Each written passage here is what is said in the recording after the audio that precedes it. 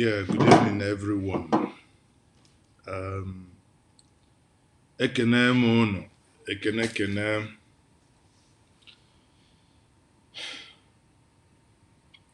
asị na m ekene m ime n'ụlọ isi ahụ,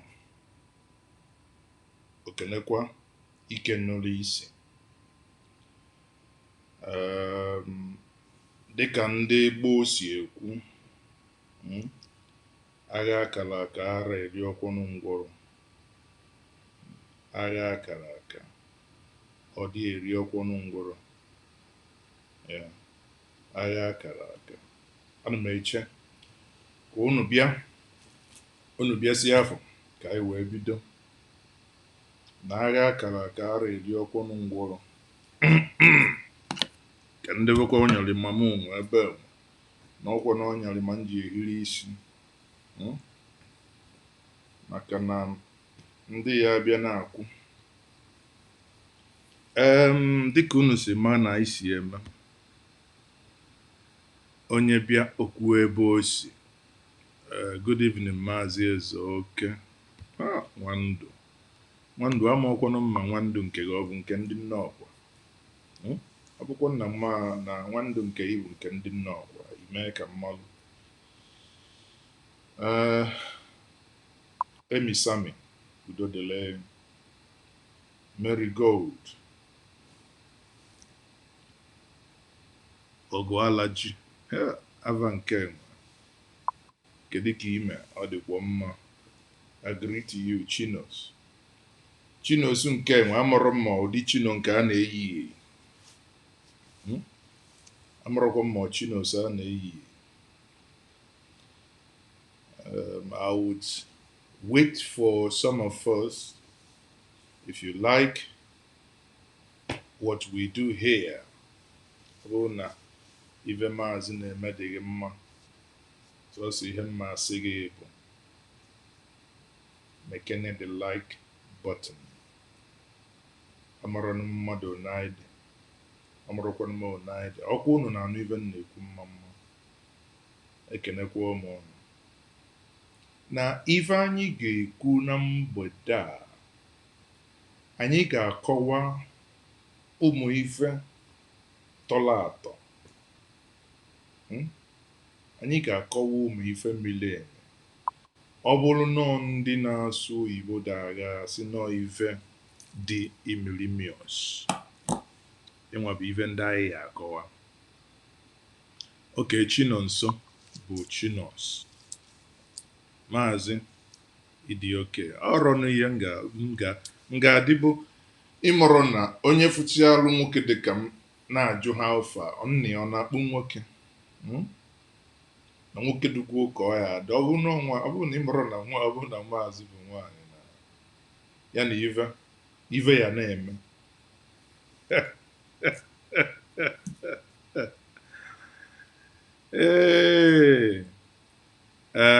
Ka anyị chelu ka ndị ọzọ join anyị ka anyị wee lue ka anyị na-ada, ka anyị malụ mmadụ onaide, ka anyị malụ mmadụ onaide. Ndị niile nọ n'abalị nyaahụ na-ekwu Maazi 10 o'clock, Maazi 10 o'clock. Vanakpuzi ụla gịnị. So, thank you very much. This evening, I would have to start. I want to start by, before I get into the proper or the reason of this evening, I want to start by saying that I made a video this afternoon stroke evening where I showed, reason why I'm saying this in English is because I will need help. I showed a video of Nigerians being, I would say, attacked by the Chinese authorities. And in that video, It clearly showed where people who came into China and they were quarantined 14 days. After 14 days, the government, or rather the Chinese authority, Chinese police, now threw them away from the hotels where they were and said, and they left them on the street. So I made the video and I reached out to the Foreign Affairs Ministry and I reached out to some people in government. The government is now come back to me saying if I can help them find those individuals that they will be willing to arrange for repatriation back to Nigeria. And that's where I need your help. I need your help in getting me, if you have names or numbers, because it is a matter of urgency. I need, because I want to. You see, the power of social media, what we do here, some of you will think uh, we are fluking. No, this is the power of social media. What social media? Uh-oh, what's happening here? What's happening here? I think something. Hold on. So what's okay? Sorry, yes. So the power of social media is that we are able to create our own platforms to say things that don't, that not going right. And sadly, when I read some of the comments some of you make or some of you made on those videos, it breaks my heart because it shows the level of ignorance. And I think I probably will start blocking people when they, people over time who doesn't want to learn. I do not agree that we must all reason in the same pattern. No, but when someone consistently or constantly shows pure idiocy, then that person probably will be beyond repair. Nigerian government, this is a challenge. They've reached me saying, okay, can we get these people? They want to repatriate them. On my honor, Onyichie Maazi Ezeoke, I'm saying, if you know any of them, I think I have already replied and a comment on All Nigerian TV, I think, who said he has some contact. Get this contact. Let us by tomorrow, let us hold the government to account to see that these Nigerians, incidentally, ọ dịkwa ka kafa ncha niile ọ bụ ndị Igbo, ọkwa ụmụnne. Some of you will say, which you have already said, oh, why are you talking about Nigeria? My dear, zip it, because for now, until the status quo changes, you'll remain a Nigerian. If you have a problem, you'll be dealt with as a Nigerian. Therefore, you are not in China. If there are issues that we have now, let us address them. I don't know any of them in that video before I intervened, but the humanity in me says, I see these people being thrown away from their hotel by the Chinese authority, and I said I'm going to make a video, and I made a video. If you go back to Njenje Media channel, you will see that video. I can't remember what they titled it, but I made that video and I sent it. I said, okay, these people are being taken away after being quarantined for 14 days. That leave them in the streets, I do not understand. Now, to the Chinese authority, I know that your reps are watching. It's not a threat, but if anything happens to any of those, our brothers, No one can guarantee the safety of your citizens in our own soil. Respect is reciprocal. Whatever the issue was, you had no right to throw them away out of the hotel. Having quarantined them and tested them, they all tested negative to the coronavirus. There was no reason to have done that to done that which you did. For some of you who might think, is Maazi speaking in French? No, Maazi Ezeoke is not speaking in French. I mean, some of you who do not understand what I mean or what I'm talking about, I'll play a video for you that's going to help you understand what I'm talking about. This is one of the videos here.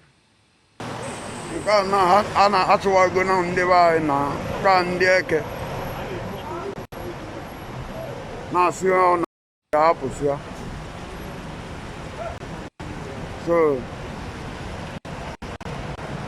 in Abia, we are na Abia.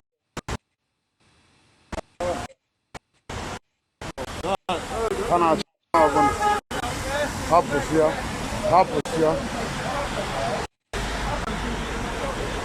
Mana akọta na nwere ebe onye mo eje. Because actually go ndị mmadụ n'ụlọ. Do na aman lodge kwa na hotels. So, the thing is too much.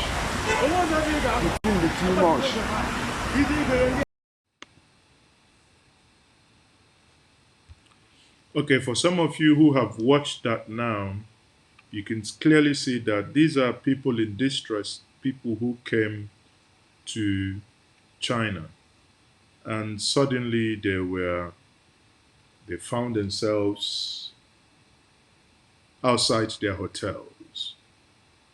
That is not right. So what I'm only using this opportunity to say is, by my intervention this evening, the government has reached out to me saying if I can help them. The first question was, why can't they call the Chinese embassy?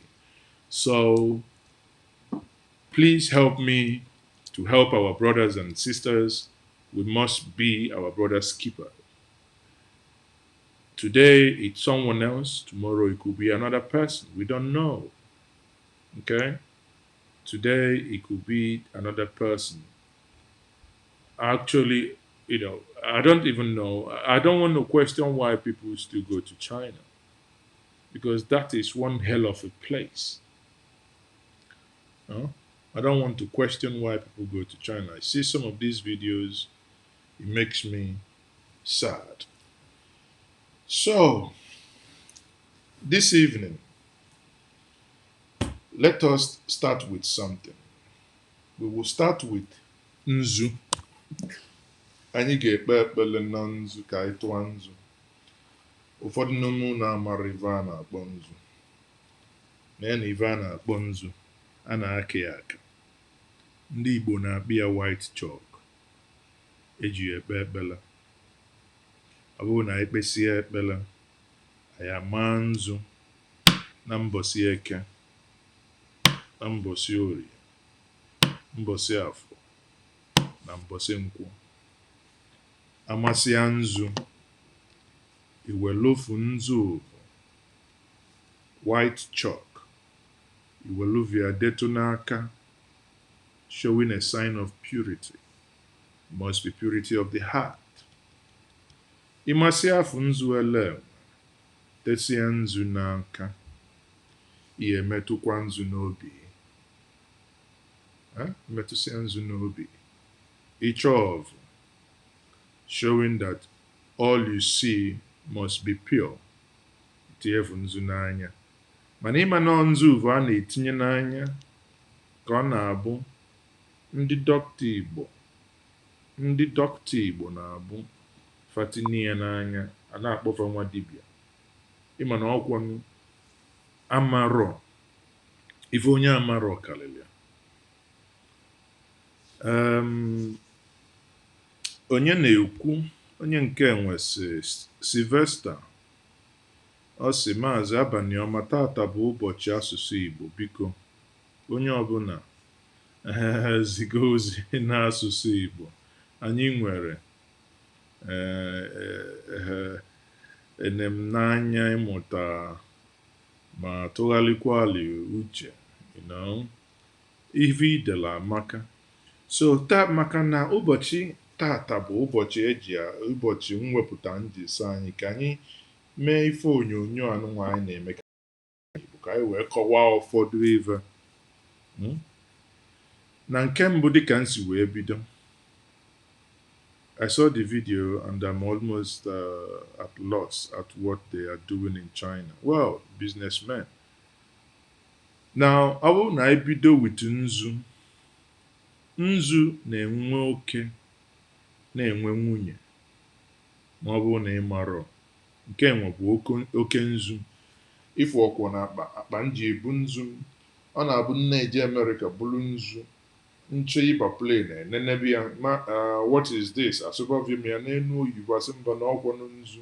Ọkwọ n'onye ichie ka mbụ na ọkwọ nzu. Mmepe ya ele idobo akwa m nzu. Ndobasịkwa ya emechie m.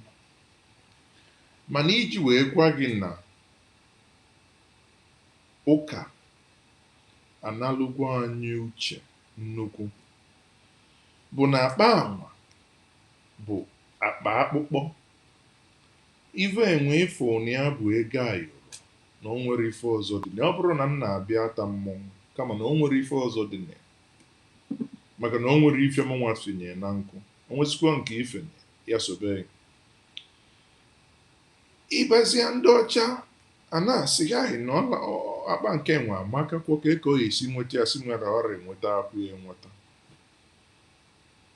Ụfọdụ asịzi anyị onwe mbọsị ntị otu nwaanyị onye ọcha immigration na Washington nsị ya ọ bụ imetụ ya ka nkoli ya tinye na skana nsị ya emetụkwana ya aka na imetụ ya aka akụfụ ifudobe nsọ ya asụ nwaanyị. Iche na ụdịvi ya agwa ndị ụmụ nwaanyị anyị na Igbo ekwuo eme ife nwaanyị onye ọcha gwalụ.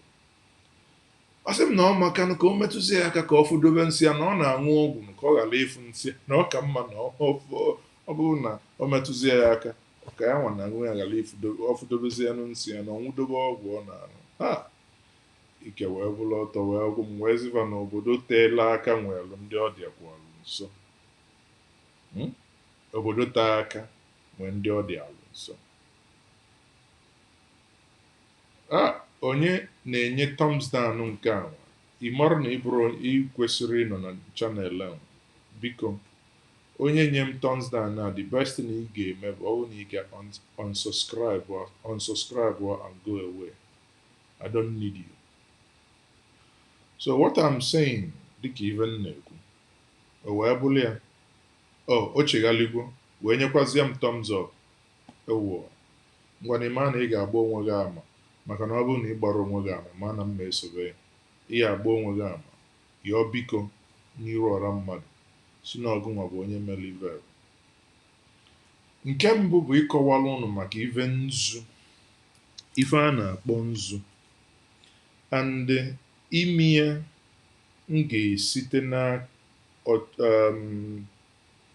ife a na-akpị ya onwe some of the nzu keduzi nzu ka m gosi unu. O nwere webụsaịtị a na-akpọ Chiizm.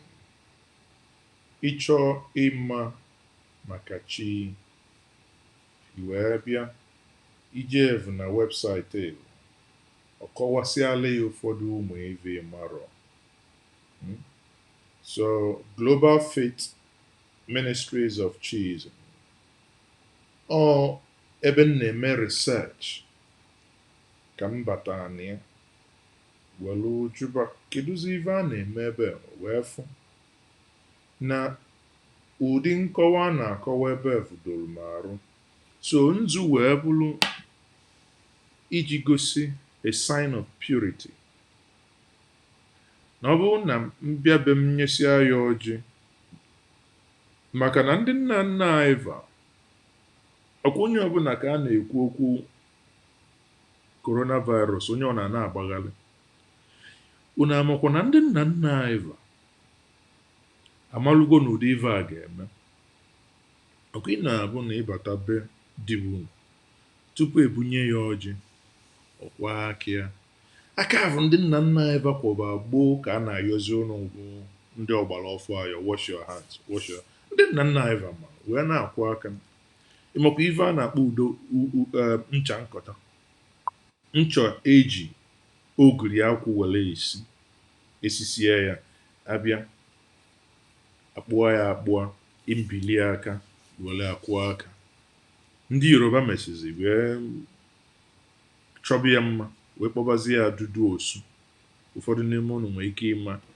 ọ bụrụ na mkpọba ya ncha nkata ụfọdụ n'ime ụnụ agha ghara ama ọkwa mana mkpọ ya dudu osu ụnụ nwa bụ ndị ọgbara ọfụ ndị nọgwo na ebe Lagos aya amagwo ive na-ekwu wee bụ na ndị nna anyị fa ma ọ bụ na because in the title of this video ihe ọ bụ that ndị Igbo anyị kwesịrị ịnọ at peace anyị kwesịrị ịnọ at peace with our culture because all our culture bụ ihe bụ the future etu nna nna anyị fa si wee bi ndụ fa ka ndị kịta na-achọpụtazi ndị bịalụ bịa bulu ife niile nna nna anyị ji wee bili wee bu na-apụtakwazị kịta na-achọ ọrọ mgbe m nọ n'England ka m na-eje na Flowmarkt ọ bụrụ na ndị nọ na Germany nwere ama ife a na-ekwu Flowmarkt bụ England na-akpị ya car boot sale. That is onye ibu ihe ị chọrọzi na be ibupụta ya jeda tinye ya na moto ị na-ele ka m na-aga wee fụ ive dị o wee bụrụ ive eji ive ma wee enyi ifụle wee bụrụ ife eji ọjị wee tụ nnekata ya wee jụba onye ọcha kedu ebe o si weta ive ọ mara asị m na o nwetara ya na grandfather jele Africa bla bla bla bla njụọ ya ego okwukwo na ego ma 20 or whatever 20 euro there nnekata ya ifu ka o si anyị i wee gwa m onye ga-abụ mmesi osi na ive enwe bụ alụsị oluzo na ọ bụ na inene the detailing dị n'ife a if not for anything you must not destroy this because chicken uche how many man hour ka o take the ancestors ndị mbụ na ndị egede how many hours ha enweghị chainsaw kedu how long o take ha to get to this level of detailing then anyị tetazia kama anyị ga-enyelu ha aka dokwaba ihe ha merụ mụrụ from them ụzọ egbulu ichi ihe a na-eme bụ onye tota obulu destruction sọsọ mmebi ka anyị ga na-eme o nwere ụzọ m na-akpọ ụzọ egbulu ichi some of you nwere ike ụfọdụ ndị mụnụ nwere ike ama nghọtazi ọ bụrụ na ka m gosi unu maka na ọ na-abụ a sị na atụpụ nkịta akpị na ekwesịghị igosi ya na ife anụnwa m na-ekwu ebe ife a bụ ihe m na-akpọ ụzọ egbulu ichi ọ bụrụ na ị na-eni ya anya ịfụ ụzọ a bụ ụzọ eji ama obi nwoke ọ bụrụ na ọkịta anụnwa sị gị na onye lụsịa mansion ọdọnye gbaa gate but ihe a bụ now look at the detailing I am so fascinated about ịmakwa ihe a na-akpọ igbu ichi ọta ka agụlụzọ Igbo si na a na-egbu nwoke ichi a na-egbu onye ichie ichi ọ na-afụ ya wee kpọtali ụmụ nwanyị n'akụkụ a na-adụ ya ive n'akụkụ ọ na-atọ ya ichi ya na-egbu ya ama na-afụ ya ma mụ nọ na-aghọta ive m na-ekwu ive enwe ihe nna-achọ ịkọwala anyị bụ na ndị nna nna anyị fa nwelu a lot that we must learn from them the moment we cool down and we learn. Because these things bụ na onye chọzi ịlụ ụlọ kịta o bupụ ụzọ, many of these stores adịrọzi. Onye chọzi ịlụ ụlọ ọfụ ojebulu, ụfọdụ akpọ ya American steel door, ụfọdụ akpọ ya ofu afa, ebulu wee donye, adonyezie ụlọ a na-alụ enwero history. Ndị lụ American steel door, ndị China, nke ndị nna nna anyị values, onwere onye chọọ ichekwa ya. O nwere mbọsị ngụta na news asị na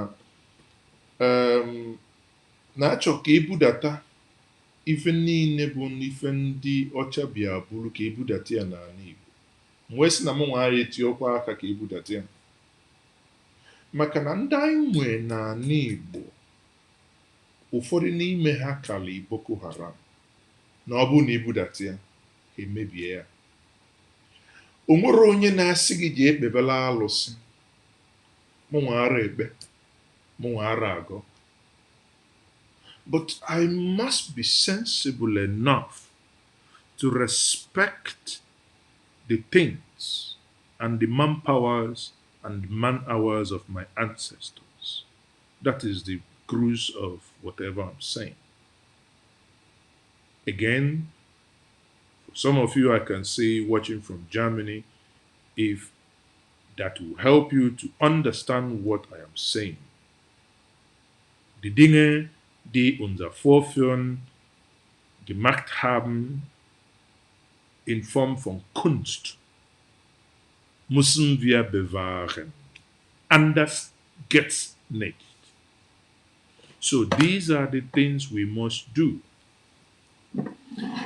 Iwe bịa, ife nwa, o wee bụrụ ya ọdụ. Anyị abụzi ifu onye ọbụla efuna, o bulu ọkpụkpụ n'aka na-akpaghalịsị n'ogbu ọdụ. Anyị na-emebikwa n'omenala anyị. Onye ifuzi ya na obulu ọkpụkpụ n'aka na obu ọdụ. Onwekwa onye na-ajụ ajụjụ bụ gịnị obu ọdụ ụwa. Ihe echigwodu n'ọzọ, ichisi ọzọ. Enwere rank n'ọzọ, ịgbagota wee gbaa igodo n'ụkwụ, ịgbasịa igodo n'ụkwụ dịka Maazi si agba igodo. N'ụkwụ m na-agbakwa m n'igodo. Ịgbasịa igodo iwee kwubezi okwu ọzọ aka. Ikwubezi okwu ọzọ aka iwee kwube okwu ọzọ okwu. O nwee ebe mee ndị nna nna anyị ji eme ya. Ihe mmelụ onye ajụjụ aja efozi emisami.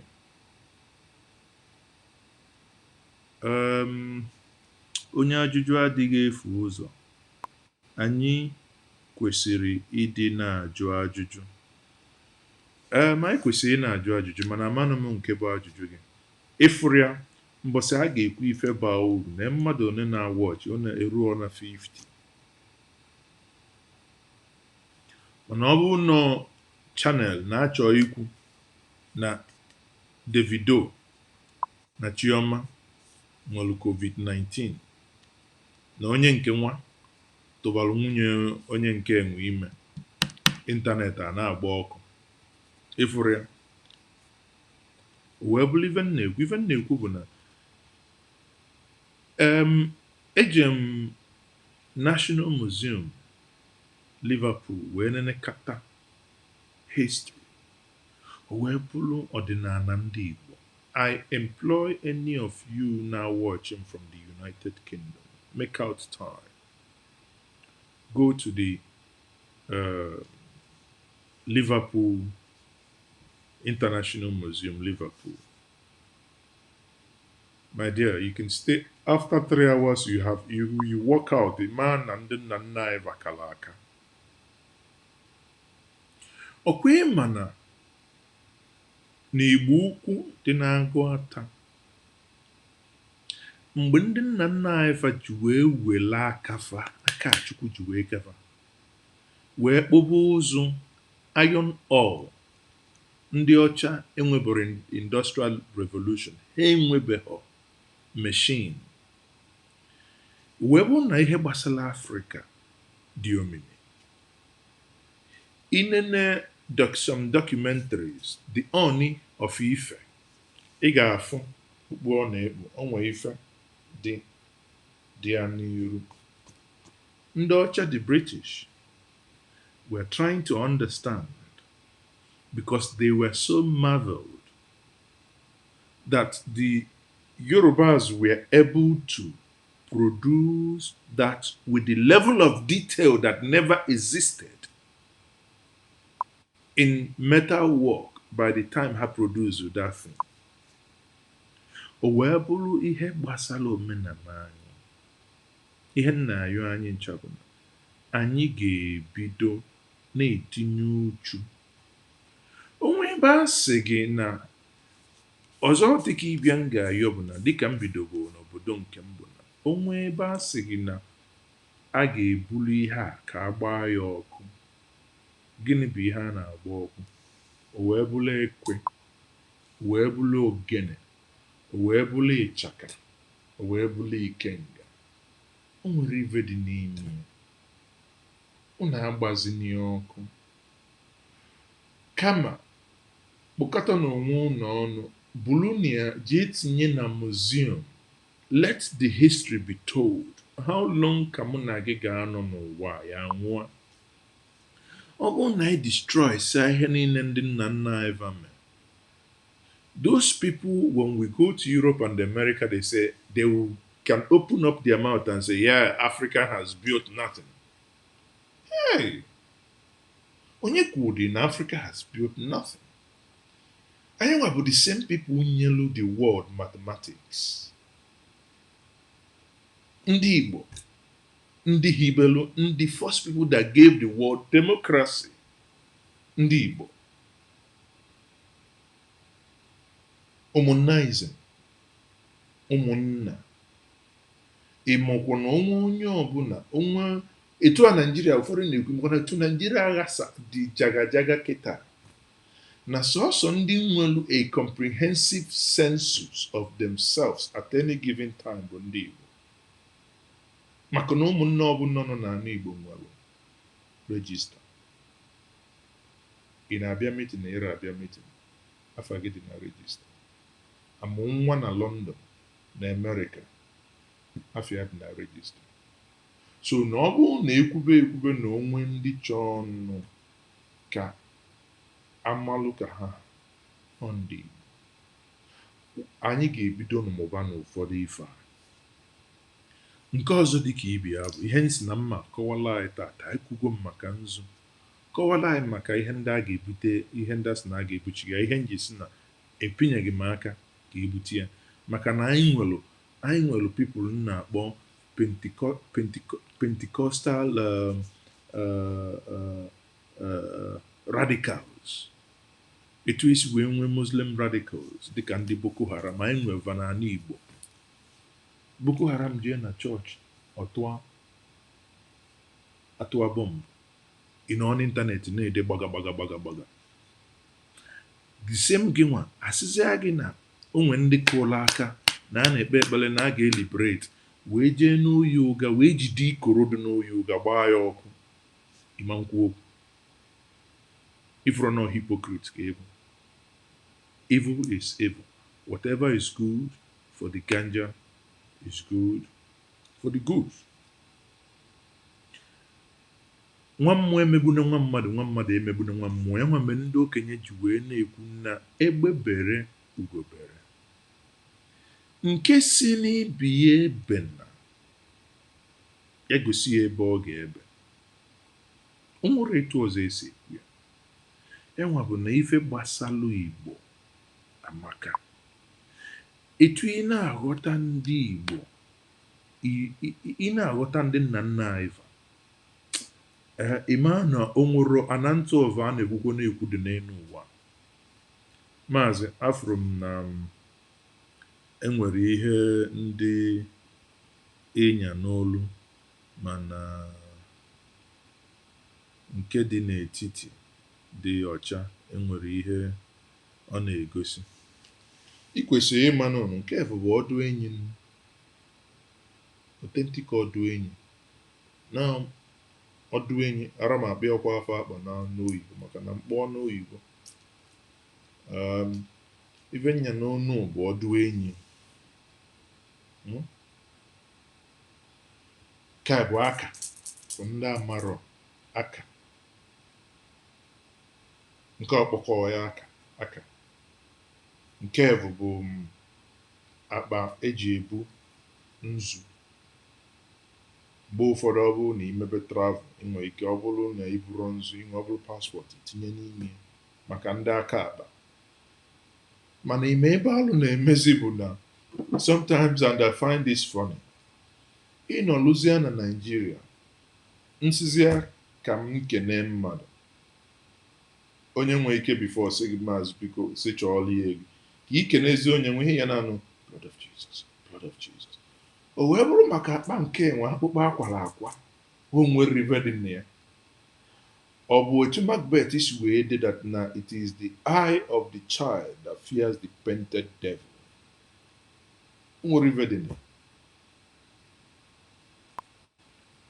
Akpụkpọ aka, ego ayọrọ, ọgwụ. O wee bụrụ na ka esi wee brainwash bụ onye ọbụla, iju onwe gị a na-ele mmiri nsọ malụn, a na-ele anointing oil na mmiri nsọ. Coronavirus abịa, onye ọbụla ha mmiri nsọ na olive oil a na-ele, je chọrọ hand sanitizer.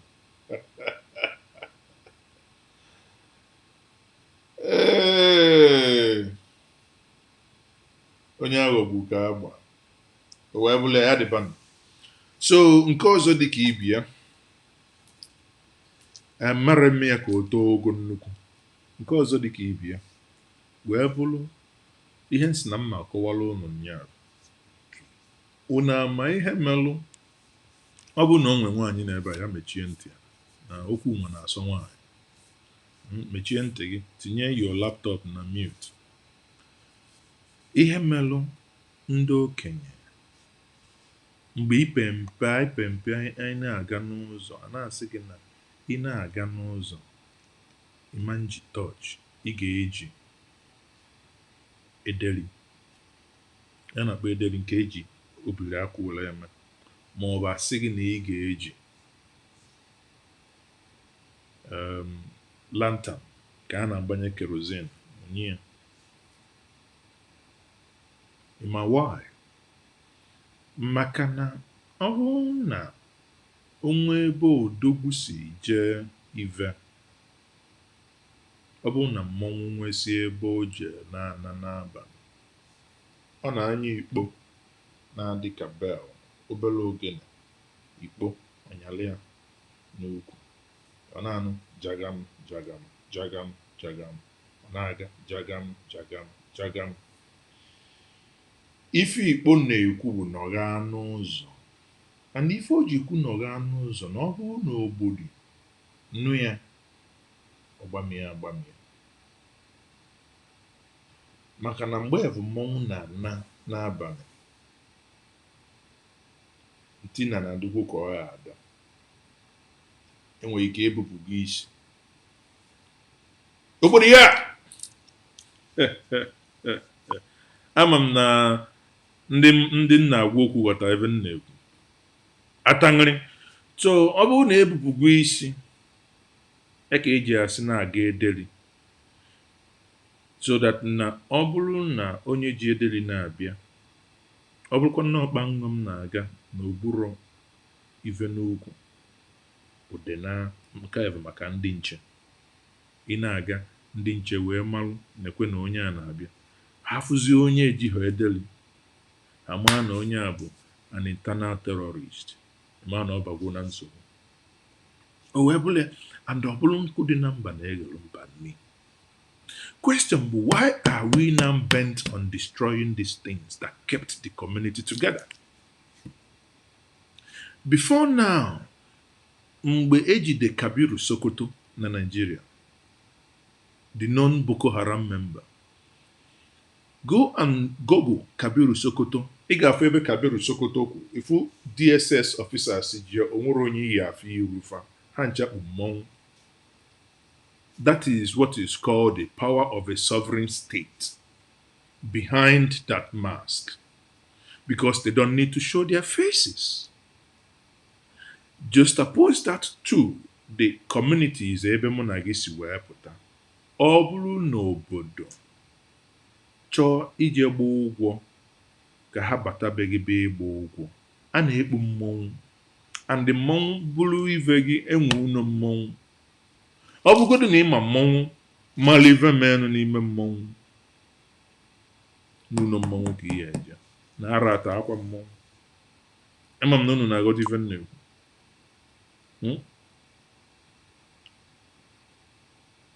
Kedu maka ọkụ ọwa? Ọkụ ọwa.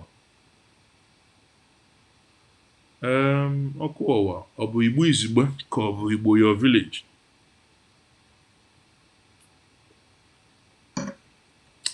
Ọkụ ọwa ọ bụ Igbo izugbe ka ọ bụ Igbo your village biko? Ana m anụ eke o. Udoka Nzel. So dịka m na-ekwu ebe a, o wee bụrụ dịka etu esi echekwa obodo. Mmọnwụ bịabeghị bịa gbaa ọ bụrụ na ị kwụrụ ụgwọ abịa kpụla ewu bụrụ ọkụkụ ka anwụta bụrụkwa na atụrụ ka akpụta kpụrụ ya na ị ga-eje n'ụlọ mmọnwụ je gbalị ya. And those are principles that kept the society sane. Today, every small thing, ihe anyị na-anụ bụ akpọkwa na ndị uwe ojii, akpọgo police, akpọgo nka. The society is drifting every single day. And we must get a grip. Ihe na-anụzi na most of the society bụ na amachigo mmọnwụ na mmọnwụ ma alụ na amachigo mmọnwụ. Yes, there are things that we need to. Okay, ọkụ ụwa bụ asụsụ Nnewi. Ọkụ ụwa ikpukwa m n'ọkpa.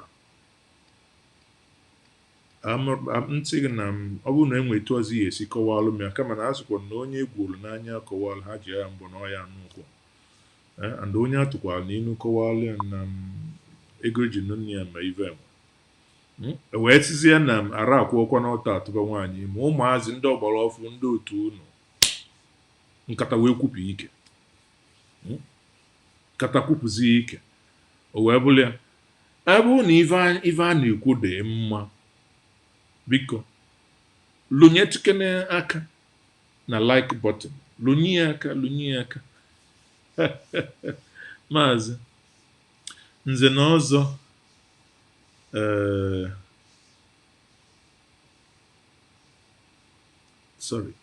Nze na Ọzọke nke ka n'ọkwa.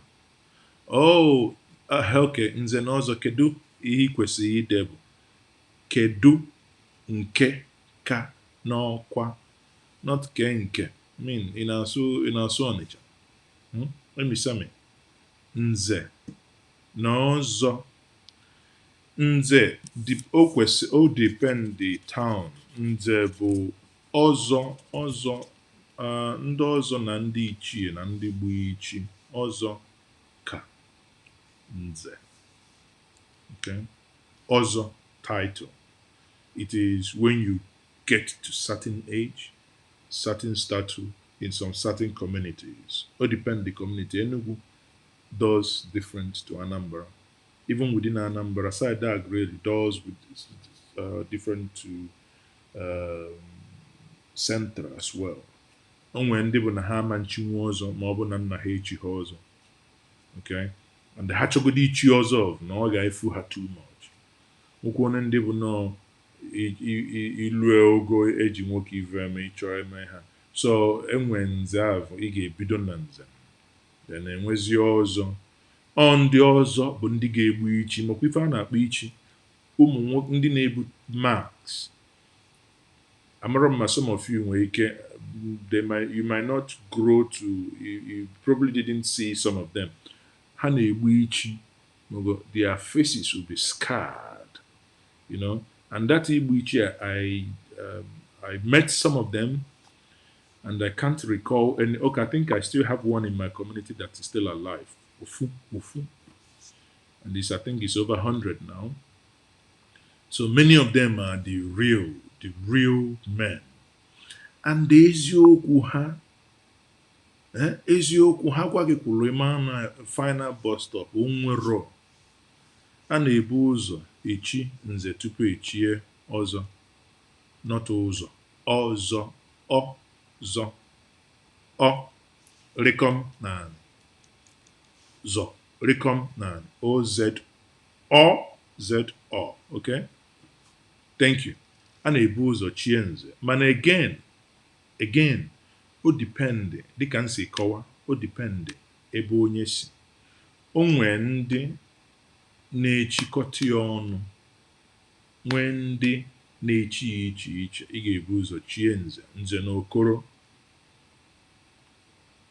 enebezie gị anya, ịbanye ịbụrụ na ịbụ ọzọ bụrụ ịbụrụ nze na okoro, enebe gị anya, that means na ịbụgo recruit, enebezie gị azụ onyinye omume gị, na-enyocha gị, ọ bụrụ na ọ dị, because ị nwere ike itinye application ka e wee gị n'ọzọ turn ya down maka na ịma na your ways are not right. Ịma na your ways are not right. Ndị otu anyị agafesigo vancha, and my second 3 layers. Now the last one was the community, which is ndị oyibo na-akpọ chief. That is ka a na-enyezi based on your philanthropy.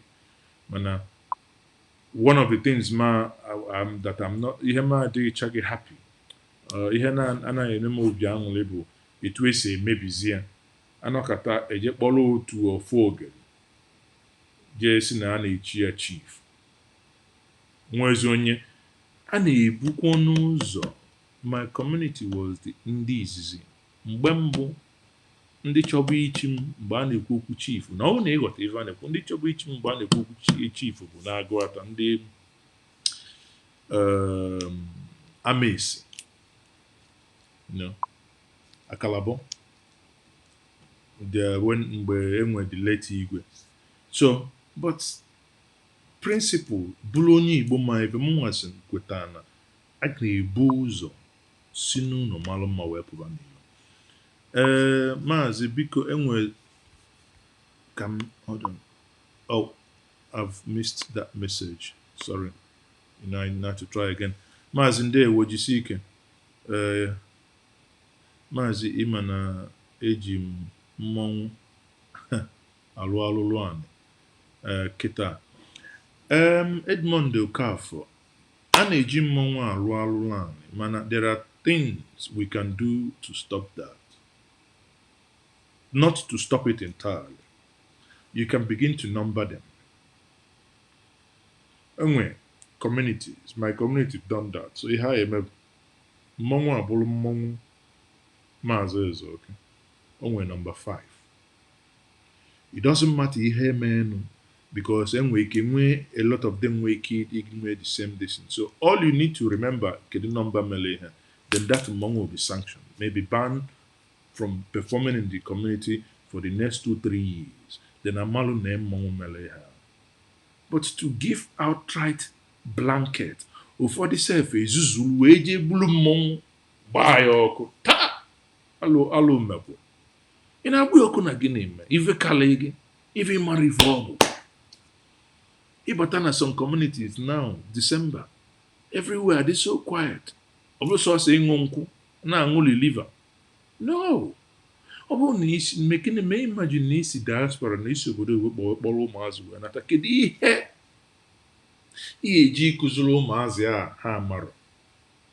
Fọdụ asị gị na a ga-eje crusade. Ị na-eje ịkụziri ụmụazị crusade, unu ụka adịghị ebe ha si. What is it that they have not seen ka ha ga-eji wee gba flight si America gba 1800 wee nata ala Igbo ka ha just na-akpagharị. There must be something we should think. There must be something. This is interesting history and culture. Lesson. It's okay. Thank you very much. Emi Sami, I hope your question was answered. So, in trying to conclude, then the next thing, Buna, akụwagoro ma ihe mere eji eji edeli ihe eji eji mmọnwụ were agbọ ihe a, because mmọnwụ in Igbo culture is equivalent of today's Nigerian DSS,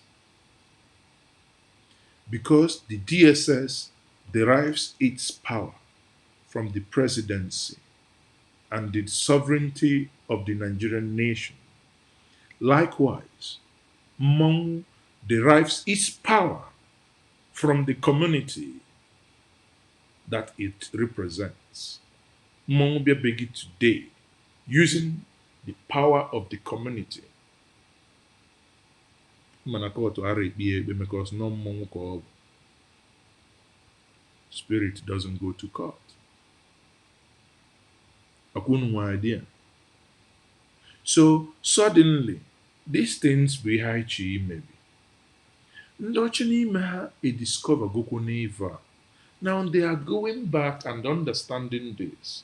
Some of us now are barely beginning to be vegetarians. Some of us. But my ancestors knew that way before because they lived well. Those ones in Afnan over 100 and something. If you go, any of our ancestors will be Igbo. No, because they ate well. Ewetali obelenni buji asụrụ asụ.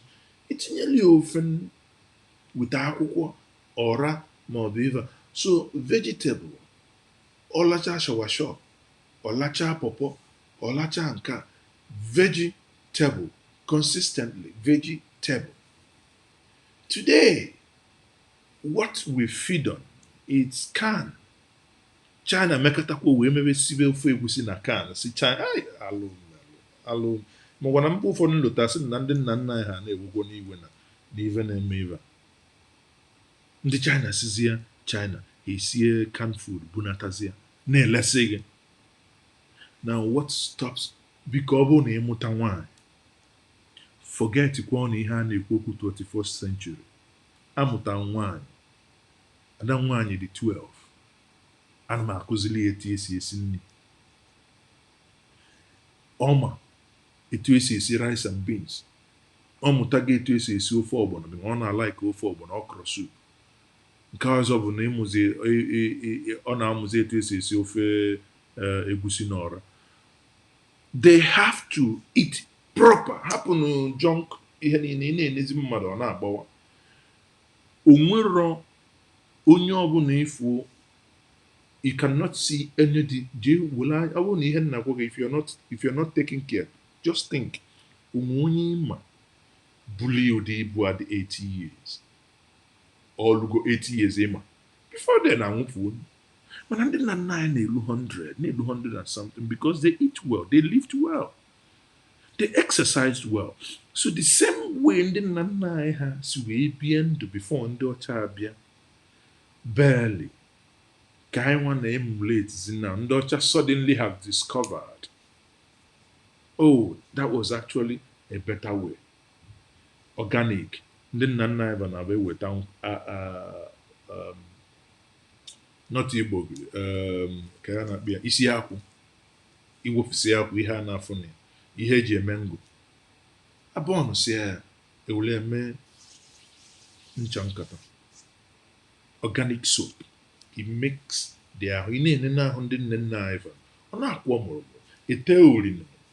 non-permanent uli ancient tattoo, but not permanent ones. They last about a month or 2 months. You redesign.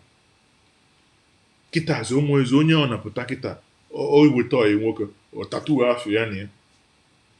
mbọsị ọ chọrọ ya na ya selụ o jee chọba ebe ọ ya eje leza ma o jee chọba na ebekapụ anụ ahụ. We can go back to the ancient ways because nwatakịrị can ọchị ime tattoo ya mee nke ọ ewechapụ because people change their mind. Onwe mgbe mmadụ na-eto enwebu isi a na-akpọ onwe ha na-akpọ punk mgbe a akpụsịa punk ụfọdụ ebe ndị ya mgbe nnekọta onwe m na ntị babapụta hai mmadụ abụla asa na mma. Ihe ga na-eche m n'uche mgbe ahụ bụ na onwe etu m ga-esi make nọ ka isi a that is ka ọ ghara itozi eto ka ọ ghara ịdazi ala ka ọ dịzie permanent like that ọ bụrụ uche ụmụazị because ọ bụrụ na ọ dịla otu ha na 1 week sef ọ bụghị ime agha. So at the end of the day ihe m na-akọwala anyị reason anyị ji wee na-achọ once in a while I will do this entirely in Igbo. Ka anyị sụọ ya n'Igbo ka anyị kpakọrịta nkata asụ ụmụnne ka anyị kpakọrịta nzu ndị abịarụ n'oge mgbe mkpa nzu ndị abịarụ n'oge mgbe mkpa nzu a sịkwa na ọ na-abacha ịkpa nzu na mma kpakwụ nzu ndụ m mụ na ndụ m dị be m na ọ ya adịla anyị mma dịkwalụgo nwa na ene m anya ọ ga-adịle gị mma na mbọsị eke ndụ m ndụ gị ọ ya adịle gị mma na mbọsị afọ ndụ m ndụ gị na ọ ya adịle gị mma na mbọsị ndụ m ndụ gị na ọ ya adịle gị mma na mbọsị afọ mbọsị eke mbọsị orie mbọsị afọ na mbọsị nkwụ ọ ya adịla anyị niile mma na mma etu ogo ka ndị isi echi wee kachi.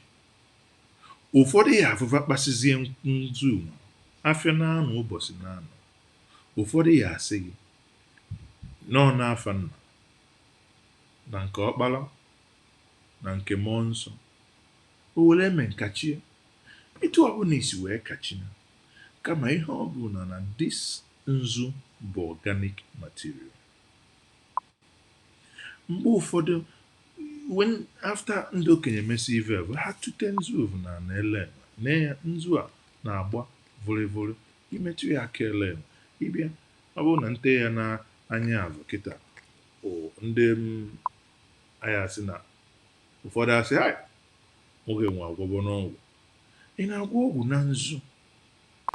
Why is it that your mind has been programmed to see anything about you as evil? Why? Some of you has gone to the extent of changing your name. Afa nna gị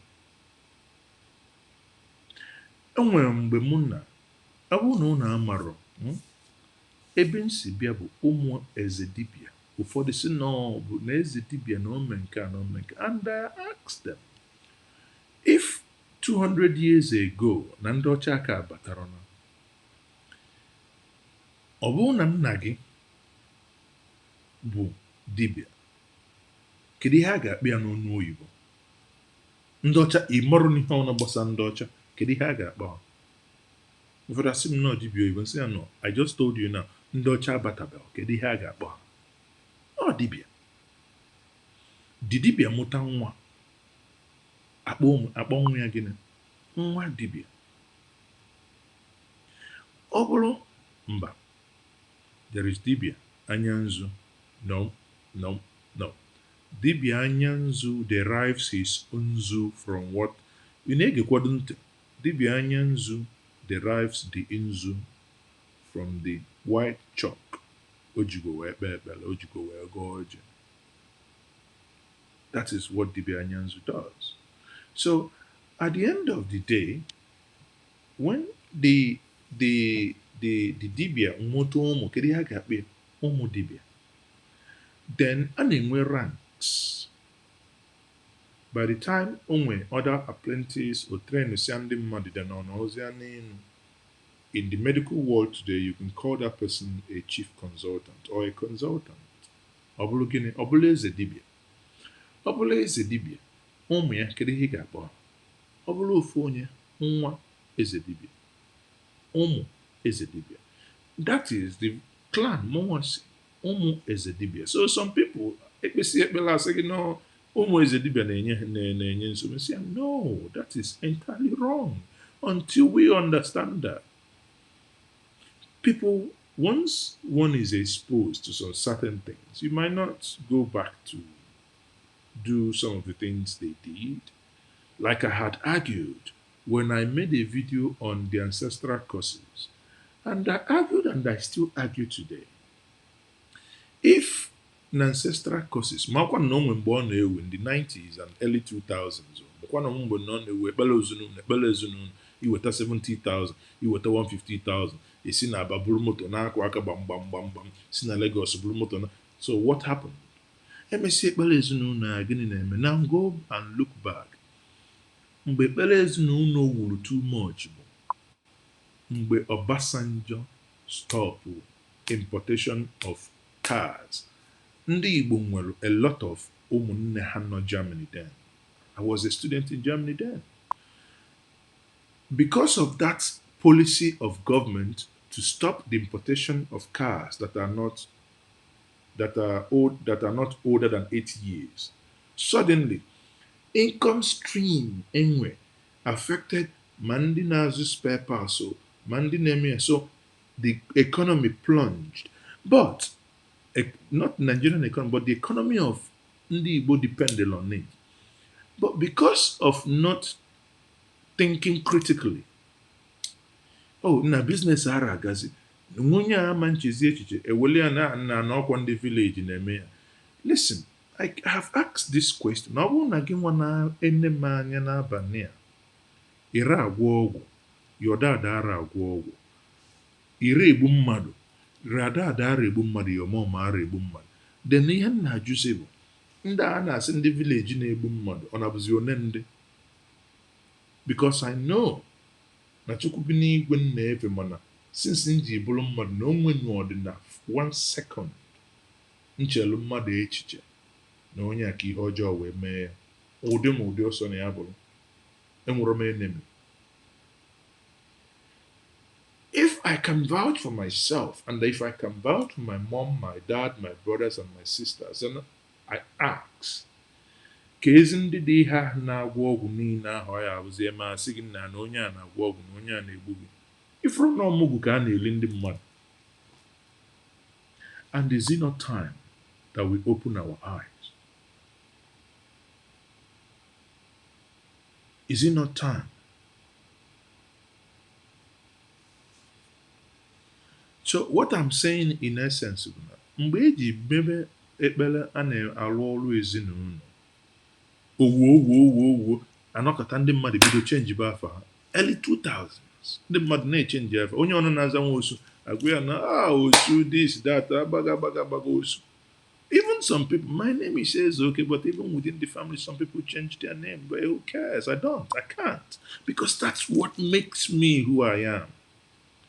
May imagine, let's say I'm a medical doctor, or no ebe anyị nọ na conference, if often. The other time I was in Francisco, I was in a Salesforce event. I saw a Nigerian. I saw Tayo. I walked up to him. I said, Tayo, you must be a Nigerian. I said, brother, look at me. I said, you are Igbo. Of course, that is a universal identity. Even more, you can still maintain your name as long as you are sure in what you do. I cannot change my name. My kids were born abroad, but still, why?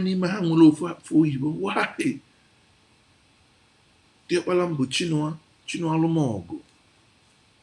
Kiwanyi bụ Somto Chukwu nke ọzọ bụ Amara Chukwu. Nwụra nwunye ga-afọ Igbo alụ na akpamanụmanụ kai. I had professors, English professors, Irish professors in Jos. They've lived in Nigeria for over 28, 29, 30 years. Yet, Hamomo, Smith, Winterbottom, Schweinsteiger, that is a pig climber. Why can't someone who has taught in Jos for 30 years say that Nangweabu, Andrew, Yusuf, Winterbottom? Why won't he put Yusuf? Suddenly, brainwash Agis. Ihe nwere. Ama mgbe m ji ime ada nwanyị ebe baptism that time in England. Ke ụkọchukwu si, why not? How come there is no, you don't have a Christian name? Politely say, but no, you see, it is out of ignorance because the question should have been, what are the meanings of this name? Because these are Christian names, if you want. So not that now, out of ignorance, anemia, maybe our fathers, not the forefathers, maybe our fathers made this mistake by giving us English middle names. But we shouldn't do that with our children. That's who we are, and there is no apology.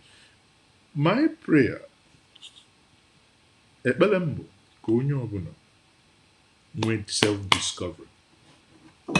Inwe self-discovery of yourself. Enwere m self-discovery February 2002, ebe m bụ nwata akwụkwọ na Germany. Rediscovered myself new. That is because why did you discover onwe m? Ana m na-agụ ka nnene exam na another person's language. Na nnọkọta m jụọ m ka edi ihe nne ihe nnezuzu. Asụsụ onye ọzọ ka m na-agụ ka m were dee exam na university. Mana nke m nwee enwe bụ nke m, I barely know it. Ọfụma. So that is what I call self-discovery. And after that, I had to put a lot of things into proper perspective. And today here we are. Happy as a honey badger that struck a gold mine of honey. So, I might take your questions, if any. I don't want to make it too long. Some of you that said we should start by 10 o'clock couldn't even watch the time. Oh, sugar. It's already 11. So I might take your questions. Ndị pastor na Sifa na Saha. And okay, because of Ihonyaku, and this is the greatest regret my African American friends have. Our name is Dave. Listen, that is exactly, honestly, because listen, if I see you now in Igbo Okeke,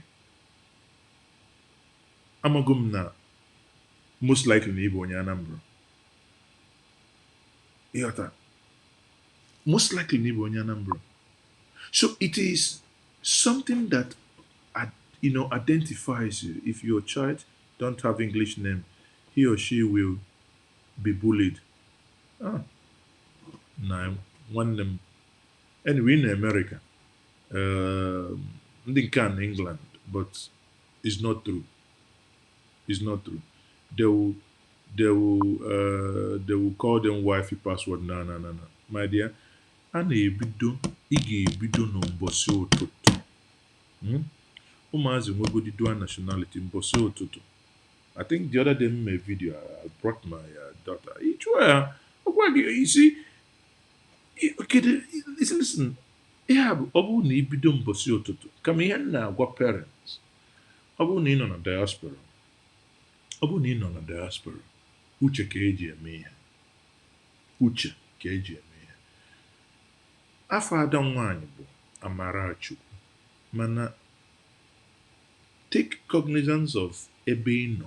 Were uche nwere ike ịkpọbili ya Amara. Onye Igbo ọbụla fụrụ Amara, fụ Ezeoke, amago na onye a bụ ada Igbo. Gụnwa nọ n'ụlọ ịchọ ịkpọ ya Amarachukwu ọhịa ọ bụ. Onye a bụ Izu Chukwu, ịchọ ịkpọbili ya Izu. onwegi mgbe ọ ga-abụ afa dị mfecha ịkpọ ka a na-eme na eji eme password name no. Mụ na onwe m bụ Tochukwu Ezeoke. All the companies, all the continents that I work as an international project manager, I fly all the continents of this world. Taxes. If I come into Singapore that I need tax, or don't get them before, if I not Germany, but Singapore, but the taxes are waiting for me because they are already pre-booked by the company. Of course, they must get your name right. That is the first courtesy.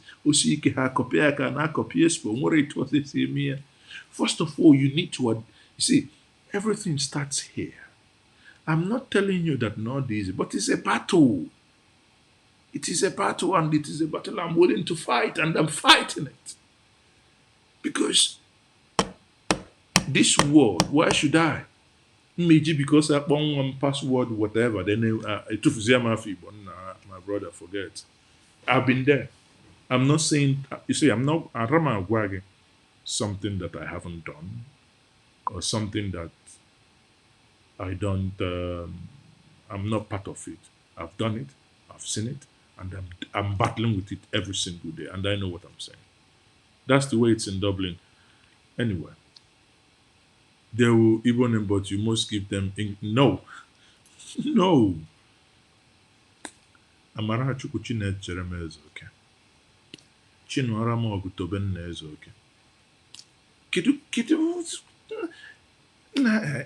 Just the English name alone self on Aluma because it's not me. I'll give an example. I've been able to tell my children, just like if somebody calls me black, it's actually my mind, because I'm walking on a jam. My mind that they could program that no there was more offensive. I'll give you an example. When I was signing a C exam, the exam was, I think it was international law. I didn't know, so the result, but I was in a toilet. In my neighbor toilet, and then this urinary area. So eba quarter and your family then as eba name the Ezigbo business. So more on as name Ezigbo business. Then my classmates, bata in your family, more amoro na result aputago. I say kedu ofu sin cousin na anofukwa. This black man, this black boy, some of you who understand German will know when I say has to know. Asma gesehen, der Schwarze. No, ich maro na no n'ime. Der Schwarze. Wahrscheinlich hat die Professorin gefickt. Ich habe hier mmadụ ji ọnụ egwu. Maybe maybe na ya na onye nkuzi nke nwaanyị lao. That's why o ji wee nwe one. That is o ji nwe kekesi akpọ one. One bụ excellent, something like that. So so when flush is in my toilet, I didn't say anything, but I wanted him to know that I heard what they said. And for me, that day was the only man when this is Mbose declare war. That's the day Mbose declare war about my identity. After that day, the thing that's this in the hand on Tuesday, reach every Wednesday, school. That is because it ebe ihe niile imego mụta German gị na ha na-eje party name everything, you think you are part of them, and in some they will now suddenly tell you are not part of them. Nah, forget. I remember saying I'm part of you, my son's name is Emeka or Chukwu Emeka. He forced his classmates to us. It's not even there is no apology. My son came back one day, saying, Daddy, why don't I have English name? I sat him down and I explained to him. 2 weeks later, I called him, said, now, what English name do you want that I give you? I was just trying to test him. He said, no, I don't want. I don't want. I like what I have. Because suddenly he understood the reason why. That is the only thing that will make them focus in that community because they have to understand that this is a battle and they face it. So somebody being Chukwuemeka, of course, they have to. What is there? Do you know Imukuhihobu to call Schweinsteiger? Schweinsteiger. If you're not, if you haven't learned German, can you call it Schweinsteiger? Eh? Oblusia common Emeka ka ha ya akpọ na onye ama mkpịa amụma ga-ejekwa biya. So in conclusion, one thing na-achọ ịgwa bụ na we have to come back, think, malụ ihe ndị ụka. When I say ndị ụka amụma ụgha. Mgbe mmadụ ga-asị gị na your uncle na-egbu gị, biko chee ya eche. Nne gị mụrụ gị n'afọ. Ihe na-adị ayọ ndị mmadụ asị m, if you are a mother, if you are a father, I don't know if it has ever crossed your mind for once to hurt your child. Apart from those moments on Abu Umazu Pasiogi, you want to smack them, but that you now begin to think to hurt your child to the point that now this child is going. And I ask you, cannot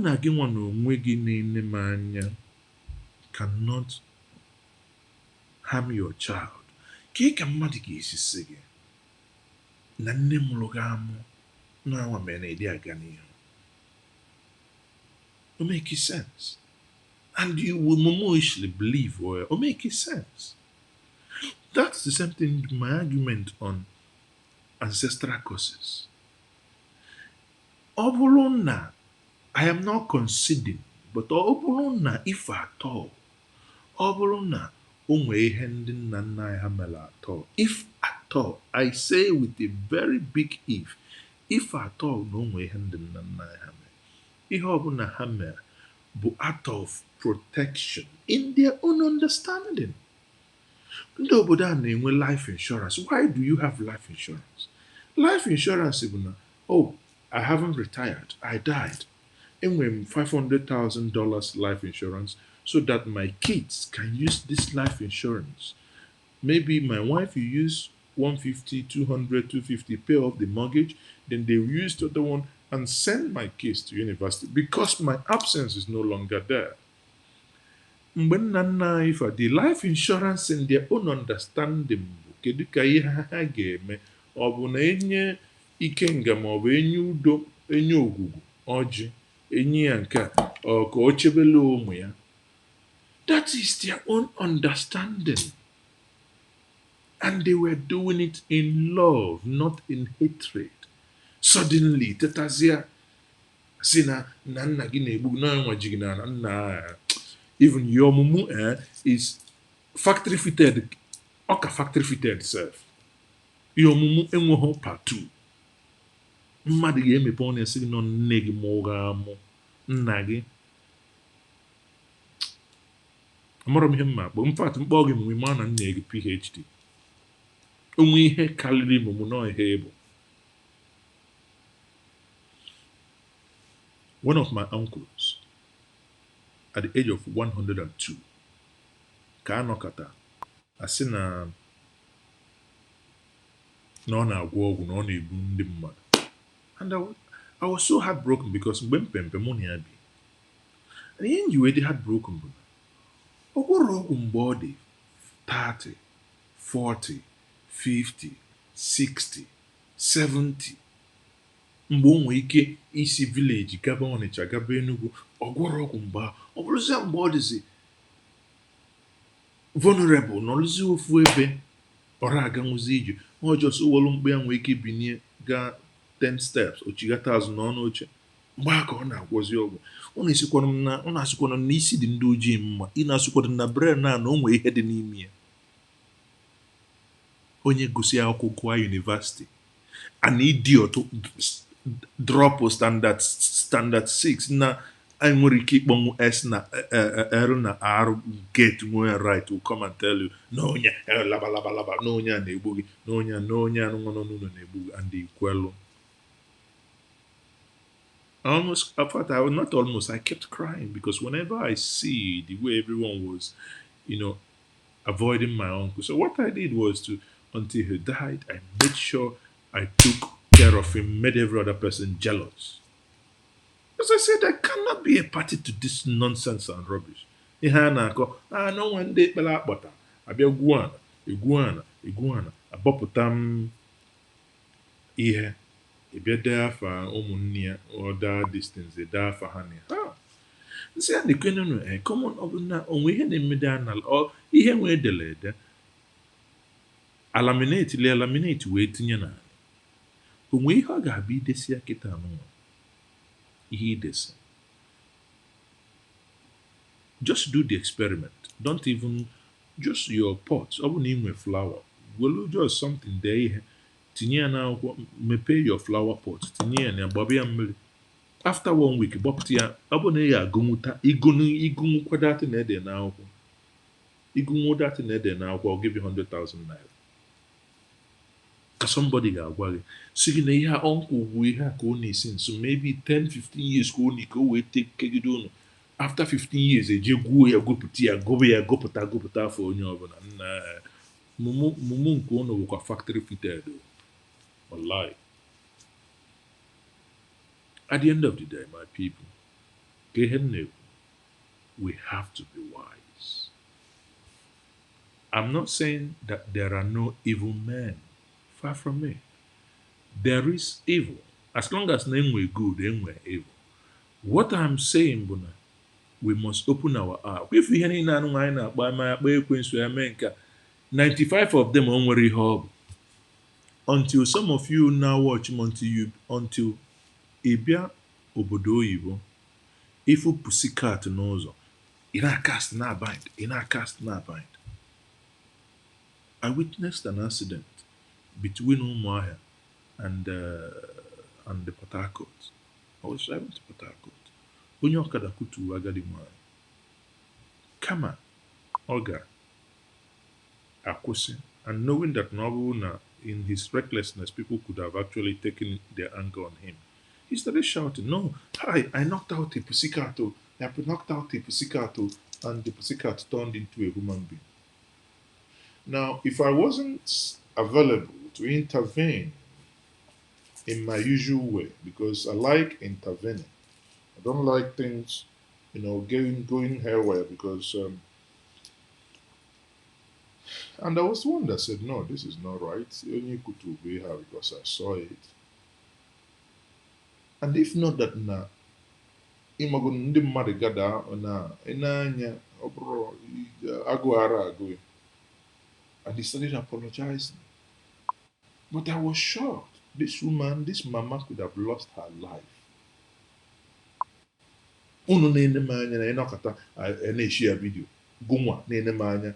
Stupidly hey, bird flew, we bam. Now, in a fuss also bird, land. Also, a woman will go dementia, disoriented, vulnerable. Kine share ihela ha emegi na Facebook. Na WhatsApp. Land is as bird. That transformation, Cameroon na born a video. No, so also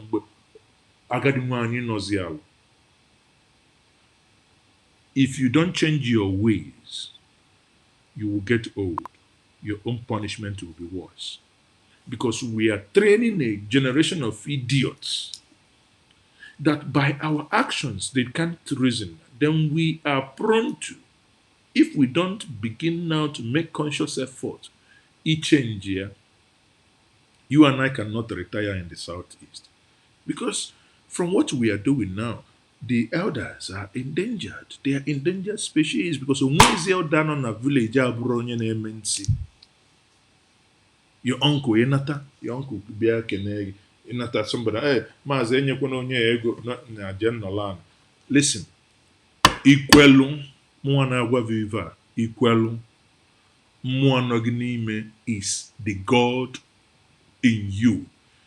Ọ bụrụ na ego a na iwetara ya n'obi ọma, ịgbara okpofu wee weta ego a wee nye mmadụ ego a, onwe ebe onye ahụ ji ego ahụ wee jee, ma ya nwa ma onye o nyere ya ka o wee mee ya megide gị, they will know that na onwe spirit ọzọ nọ gị n'ime. That is nature. That is what my forefathers knew very well. Melu ha ji abịa ma sị gị na ha kwụbara ọka ha ọtọ, gbasịsị akpụkpọ ụkwụ ha, zọdo ụkwụ na wee wele anị, zọdo ụkwụ na anị etu nsi zọdo, wee wele anị wee ṅụọla iyi. And you saw them. They live long. You'll be surprised. The day rapture will come, you will see them going up there in heaven, singing. Na-akụ uhie, digidigi digidigi digidigi digidigi digidi, nyala aka na-agba uhie na-agbago n'elu. Gụnwa na onwe gị, you've been casting, binding, you're cast binding there because you've been you've been foolish. Nsikwa na ma eme ha ka ote aka, mana ọ na-aba akọba oke onwele eme. Anyway, as na ọlịla ọjị kpalia nkụ na amụrụ mgbe a na-alịkwa ọjị, ara arị ọjị kwada, because a conversation I may not be having all the time. Let me read some comments. John Okolie, okay, that one is gone. Elemchukwu Amadi, iji okwu nwanne m jisie ike. Na this jisie ike nke nwa ide kuka. Asụsụ Igbo amaka, mana ịma na ọ bụrụ mgbe eme ebe enwe ịma na asụsụ Anambra ka eji agbata iti. Mana nke ụmụ ha na-atọkwa ụtọ. Olekwa na ole otu. Oh, good work. Thank you very much. You're right, Maazi. I always say that how come it is only during Mba month we hear all those stories? It's just a way of controlling your psyche. Listen. You see, whenever I am in the ground zero, whenever I am in the village, I enjoy, because what is it? You know, when you sit, and one thing I want to start doing now is to start documenting Ndi Igbo, because I see them as libraries that if they die, these libraries are burnt and destroyed. Nothing. So we must, in our own little way, and begin to document them. And if I have my time, but again, nkịta sịkwa na as na akpọ nkịta okwu nne na abụọ ma ọnụ na you have a family, you have work, you have, so some of these things, like now we have this conversation, because now I'm on lockdown, so we have more time. That's why you might have more time to watch me, and I have more time to speak to you. But in the midst of gara in our lives, we have to find time to reach out. Yeah? And the more I learn about my ancestors were good people. Nekene Hitler, jidelu ndị Jew over 5 million. 5 million. 5 million ka mmadụ ije jide the whole country of Singapore sụọ ha akwụ. Ọnọzi ndị existence in this world. That's what 5 million is. So ominu na ndị Jew niile Hitler bụ ha nwere ancestors to curse them, to curse the German. Why is Germany the most progressive nation anywhere in Europe, aside Switzerland and Norway, right? Obuluzia ndị nna nna gị, in their own understanding, wole ọkụkọ, wole ewu, gbuo, fesala ọbala ya, because na ha makwa ife ịma na agụụ ewere ọbala efesa na akwa ọcha, na wele ite sie ji awa rie ya bụ ife lisie ya wee na-akwọ mụrụmụrụ ahụ a na-adị ha mma. So ọ bụrụ sị because na your own fathers, your own ancestors, onwerọkwa onye ha gburu because they did not attack anybody, they did not invade anybody, they were very peaceful people. The only time a na-enwe casualties na bụ enwe communal fight, which is normal war. It happens everywhere. But in the case of Germany, it was not a war. It was a deliberate plan to eliminate these people based on hatred. Even in Germany is progressing. It seems that the reason why you're not progressing because now you're, hey, well, your ancestors now progressing more than you. See, name my even go out. Sometimes just the mere thinking of it alone just gets me angry. And, mere thinking of it. Man, knock attack to Djibouti Ikoro. Ikoro, one thing you don't know, like when I was in Eke, is that for a community to design an Ikoro, they may sacrifice an Iroko. Iroko can get up to 500 years. Iroko is not planted. Bed droppings may wait here. So Iroko decides about it. Therefore, NWC Henina, the community will sacrifice an Iroko that can house a whole community. Katwa Iroko, Atwa Ikoro. Weebulu Bible that you barely can understand the content because your brain is so daft that you cannot contextualize its content. You go and EAG destroy something. Let me take this comment. No, Maazi, Germany progress is only material. There is deep-rooted spiritual void that is that only recognized the older generation. That only recognized by the older generation. John Okolie, I would disagree. You know why? I have had that. In Germany, I worked with old people. I worked in the Altenheim. I understand what you're saying. Now, if you think that Germany will a spiritual void, so go on, in your thinking, it is na ihe when in Nigeria was spirituality. Ihe when in Nigeria is criminality. Come on, me this spirituality in Nigeria. I would rather have the level of spiritual void in Germany. Because Nina manipulating the mother. Nina says all you do is to take tight, take this, without giving anything back to the society. You see how Germans treat their old people. Gunwaga bata boss. Ibinelu. The moment anya gi na na this person ji rollator or tima frame wala bata. Ibinelu. Nke Bible is no, I have no witch. On a show no give witch. On a cast a bind. Fire. Nothing her. So I disagree with you on that one, please. Okoro Jr. Okay, let me take your comments. Okoro Jr. Maazi, udo dịrị gị. Ndị Igbo kwesịrị ilechi n'omenala. Anyị kwesịrị ime ka ụmụaka anyị ebighị n'ala Igbo ka ha nwee mkpakọ n'omenala anyị. I agree with you. This one says Tony Bernard, Maazi, Obu Iho can man until we realize the community without custom is already dead. Okay, thank you very much. Thank you for your comment. This one hold on, let me take this comment. One Ikaraka, Ukugibu Okundu.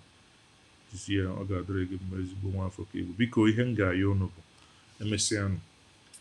Because na akwụkwọ nsọ kwuru na ị gaghị amụnye ọkụ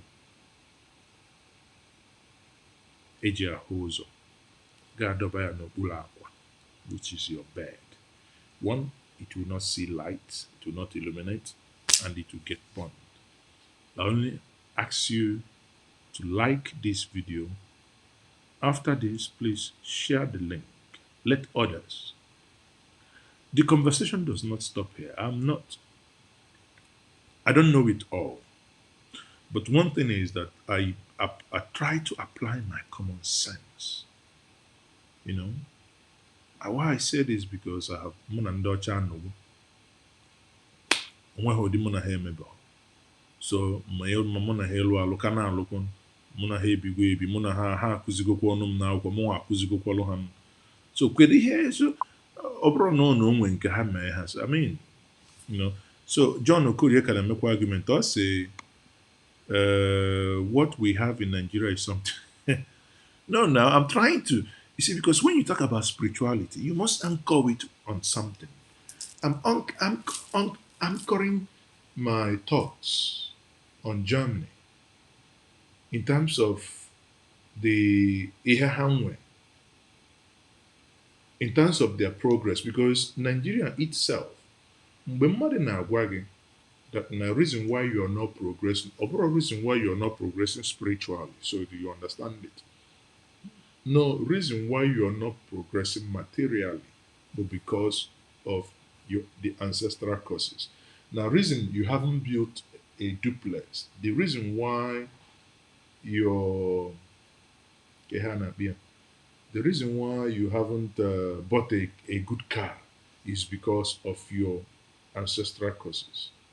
So it's not about spirituality. So let's not make mistake. Let us compare apple to apple. So if we're talking about spiritual void, it will now interest you that actually Ndi Igbo are more spiritual. That's why we're able to accept Christianity. Because before Abia, my forefathers amago the concept of chi. Chi uku was a European concept, what we call chi uku. In my understanding, chi, because they already know that name were God, and they know that name or basi binenu, eke or basi, as they called him. But when the Europeans came, the only way they could tell them that this your tiny God can be replaced with Christ. Now, then there is a channel to that Ekobasi, which again, in the European wickedness, did not want to tally with what they told him they already know they worship. Rather, they want to, in their own way, in their own biblical translation, to just superimpose it on the people again. That's how the concept of chi nkeuku, because they know there is already chi.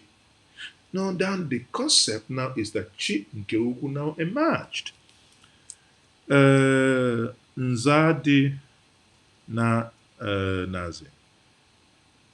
Aha. Anyị nwere Igbo celebs na-eche si na anyị na-ata ahụhụ na Nigeria n'ihe gbasara osu caste.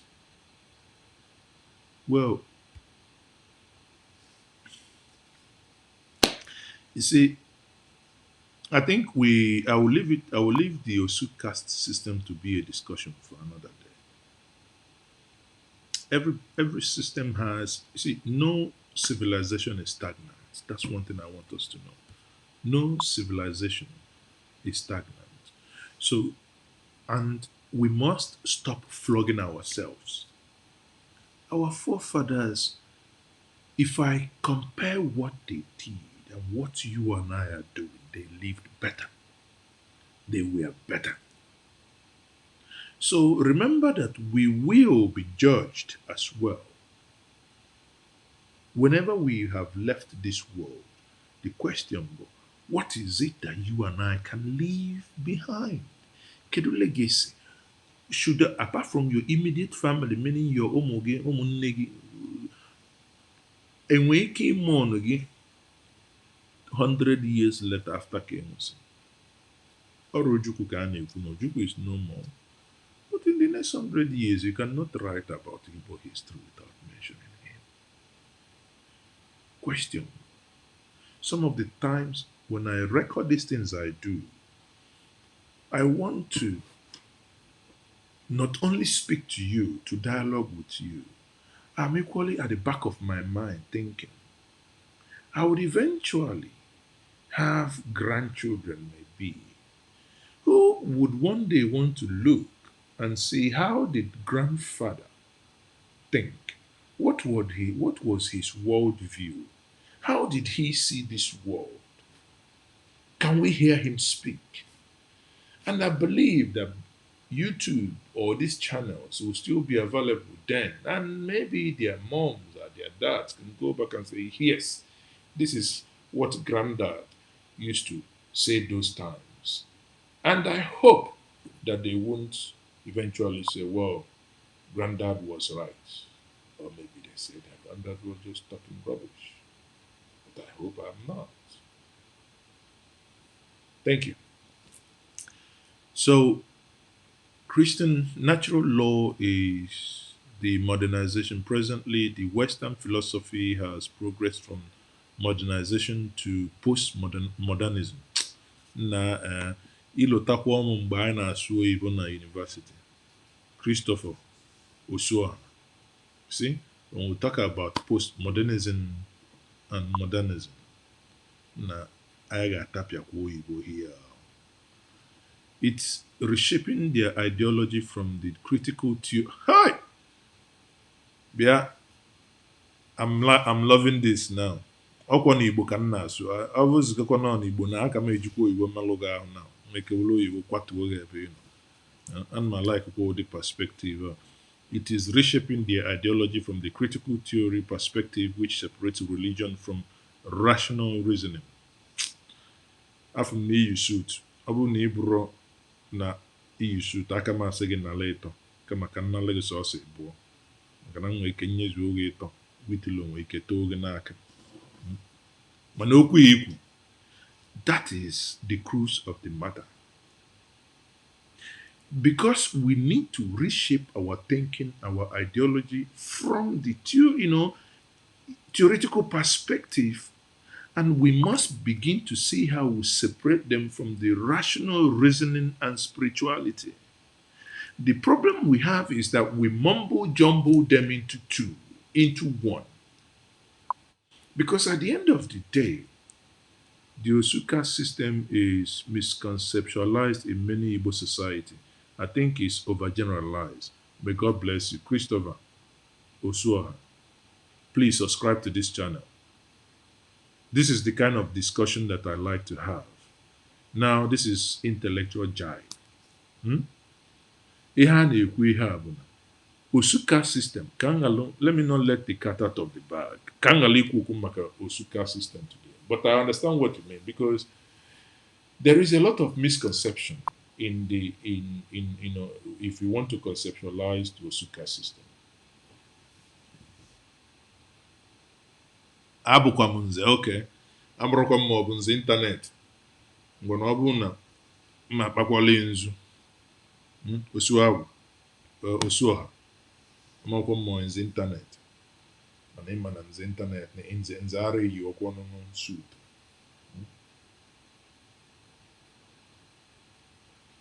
In the absence of nkwụ ọcha, a na-aṅụnụ nke etili na bọtụl. Na nwayọọ nwayọọ. Na ara anwụọkwa ka ọ na-egbu egbu. Na ịma na a na-agụ akwụkwọ nsọ si Timoti, a little wine, a little, ọ sịrọkwa ya nwụsie ike ka o gbubi ibu, no little, nwa jai.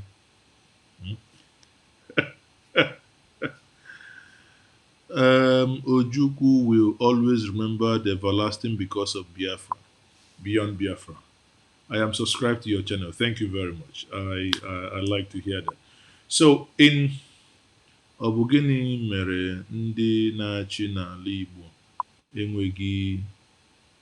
enweghị echiche gbasara ọdịmma ala Igbo? Anaghị m achị ana Igbo, ọ na-ara akwụ m ụgwọ arama anya siren nke m ji unu ji akwụ m ụgwọ petrol, so amanọghị m ihe m ga-aza gị. Mana ihe mere ana Igbo ji dị otu o si dị, nwanne m udo dịrị gị, Osoha, ezigbo nze. Maazi, you're looking magnificent like an onye eze.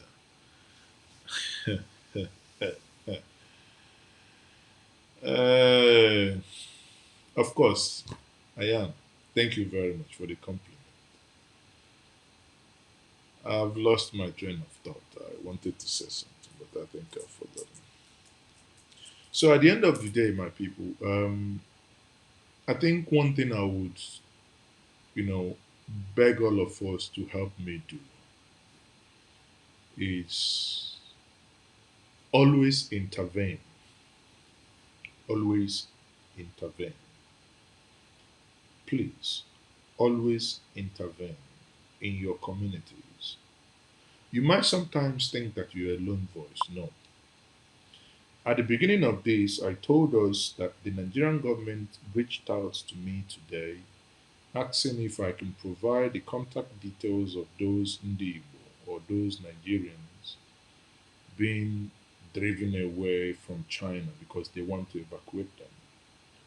Why did that happen? Because I intervened. I saw something I considered wrong. Amidst tight schedules, I just recorded a 6 minutes or 7 minutes video and aired my opinion, and I shared it within the right quarters, and and it got interest. Now the government is trying to intervene. I do not know any of those individuals, but the thing is wrong. The same thing applies when the soldiers made a video heading to work that they're going to rape our mothers, our daughters, and our sisters. I was outraged. I lent my voice, reported it to the Nigerian military headquarters. Some of you, when I posted, some of you made silly comments, called me names. You still believe in Nigeria. You are talking to them, they won't listen. But at least now this individual has been arrested. The system does not work right. That is okay. That is right. That is given. I am not a proponent of the continuation of this current system because it's absolutely nothing and it does not work. But before we get that better system that we all yearn for, we must keep talking. We must keep reminding those that are in there to represent you and I, and we must holding them to account. Intervention matters. Intervene anywhere you can in your communities. When you see them harassing old people, whenever you hear a pastor saying this man, this woman is a witch, do whatever you can to make sure that that pastor does not come back, because these people are evil. When a man will look into your eye, I think the other time there was, I can't remember it, I think it was Orifit or whatever in Anambra, a young man stabbed the mom to death. I think the mom was 72 years old. The young man said that the pastor told him that the mom was the reason why he's not yet married. Look, oh, how can a woman of 72-year-old don't want to have his own her own grandchild? Ọ bụrụ na nwa ya wee furu efu ọṅụ nkwụ, ọla nkwụ gbago ọla nkwụ gbada. And because sometimes we believe in quick, quick monies, quick money, you believe, I watched, only video watch the other day and say, in as much as I preach for my culture to be recognized, but I equally do not subscribe to outright I don't know, I would call it outright juju or cultism. No. Let me see if I can find this video because just I remembered it now. Sorry, but I think it's some of us will understand what I mean. Let me see if I can find the video. Because I mean that's for me, that was a new law that we will allow people to you say it n'oje Malaysia boutique. Gịnị bụ boutique probably n'oje egwuo mmadụ wayo. And it's now, in there showing spraying money to Allison. Hey, now well the honor won't for child to I don't know. I don't think I deleted it out of disgust. I can't remember if Jesus Christ. So sometimes, some of these things they just, you know.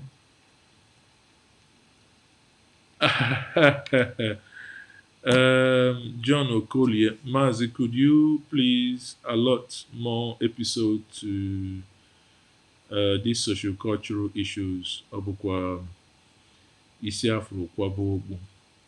Yes, I'll be isi afro kwabo. But I think so that it doesn't get boring. Once we do it at length. I take your questions. It's more interactive. One thing that I might be doing is, if issues come up, I might use the opportunity to make some comments. I did when the last time I saw Odumeja. I think he's still in Njenje Media there. The last time I saw Odumeja, he's gone to Abagana and Obuputi Kenga by Oko. And I was furious. I wasn't happy. I am not for or against Odumeja, right? I think reason why people go to night vigil in Nigeria because no more Rihanna. Even if we're nurse, night shift, you can't be talking about a night vigil, Molanya the whole night. Or when no in a low mall, say maybe it's night vigil, not an hour in office and try. Because in Europe and America, you don't see them doing that kind of rubbish. One, noise pollution. Two, ebe church. Everything I feel in Europe and America, maybe Ndi Abia, Ndi of Africa, the same thing. So when I saw that video, and I was not happy, and again I registered my disgust. One of the things I think we might have to do at some point,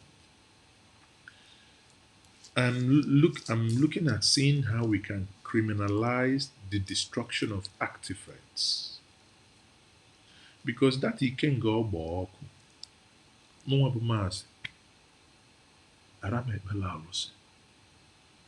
I won't worship, but I won't destroy. Reason why I won't destroy is because I have respect for my forebearers. Even biblically, I said, nwa kwanyelu nne ya ugwu, kwanyelu nne na nna gị ugwu, ka oge gị wee dị anya n'elu ụwa. Son, daughter, respect your father and your father so that you may live long. If I respect my forebearers, then that biblical injunction is what you're also keeping. And that equally means those times it took them to make those carvings, rather than destroy it, take them to museums, write a page, stick it to there. It mustn't be typed, it could be handwritten. Always one thing gonna actually type. I can give them money, let them type. Don't bring to my house, I'm not interested in keeping. Take them to museums. That's what museums are. So that people will know. But putting petrol, destroying it, you have destroyed 100 years of history. That is the crux of the matter. That is where my anger is. Odumeje had no right. Many of you don't know. Fadede has the biggest museum. Fadede, you know, Fadede, Elele, Imo State here, that you all know. So your parents, you probably followed them there or you went there as an adult. Has the biggest museum because Fadede is smart. All these 80s in the 90s, mgbe ị na-anụ maka Fadede, all these things ndị mmadụ na-ebute, you take it to Elele, Fadede doesn't destroy them. He takes them. That's why he has a university. He takes them into the museum. Mgbe a na-ajụ gị ajụjụ, ịkọwala ya ihe a bụ nna nna gị, ọ jụọ gị kedu afa gị Okeke, which village, isi ya Amankwọ, which this one, Ogwe ya nke a, this Fadede, they take note and they stick it there. Go to LL today. I'm not. If you're in Nigeria or if anytime flying to, just go. I'm not telling you what is not. And that is a man that is sound upstairs. He understood it because he has liberated his mind. He read divinity. You know when divinity way back. But asubi no Igbo or dabe yarame ya. Intolerance riding on the wings of ignorance, all in the name of spirituality. Bagam. For this one, I give you one ihe ndị eke na-akpa akpara m n'ọgwụ ofu obe na nkwụ ọcha ka mmenye na adịgwa ka mmegburu gị ọdụ maka ihe ide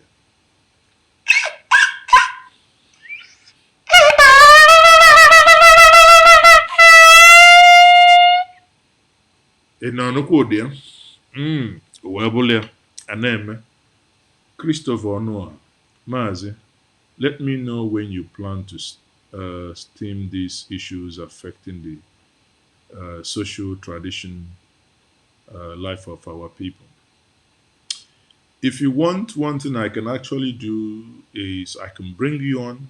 If you have your Skype, I can allow you to come on and be part of this conversation. If you have Skype, Christopher Onua, if you have Skype and you want to be part of this, I can let you come online as well and speak to us because the views you have shared so far tallies with mine, and I think when enlightened minds speak, they tend to agree. Okay, stream, yes, I know. I understood that. That is when you stream online. Yeah, I understand that. The problem is most times it's having too much schedules. But one of these days I will try to schedule them. But I cannot pinpoint. My challenge now is to say every Saturday I will do this because it might be that Saturday. Unless now we're on lockdown, I could. But if the lockdown finishes, everybody started driving like mad once more. These things you can never guarantee. Um, I have a studio in my house. So does that mean you want to join? If you want to join, give me your Skype. I can bring you on. Maz, I don't know how some of our Igbo brothers think. Let me bring you on. Maz, I don't know how some of our Igbo brothers think. I know someone changed his name to European name just because he thought his misfortune was. My brother, you're not alone. Um, my family changed the surname, which is Ezeoke. Some changed to something else, but I decided I won't. You know why? For a very simple reason. If my dad, my late dad, bore and never changed his name, why should I? Because he never changed his. The question is, why should I? So, Ono, if you're ready, I can bring you on, and maybe for a couple of minutes you can speak to us. And I think is good. So you can search for on Skype, search for Njenje Media TV, I think. Hmm. Okay, so if you search for Njenje Media, you can call me on Skype, then I can bring you on, then we have a conversation. And just call Njenje Media TV. Njenje Media TV, search that, then you can come up online. We can bring you, we'll have a conversation. Okay. Mm.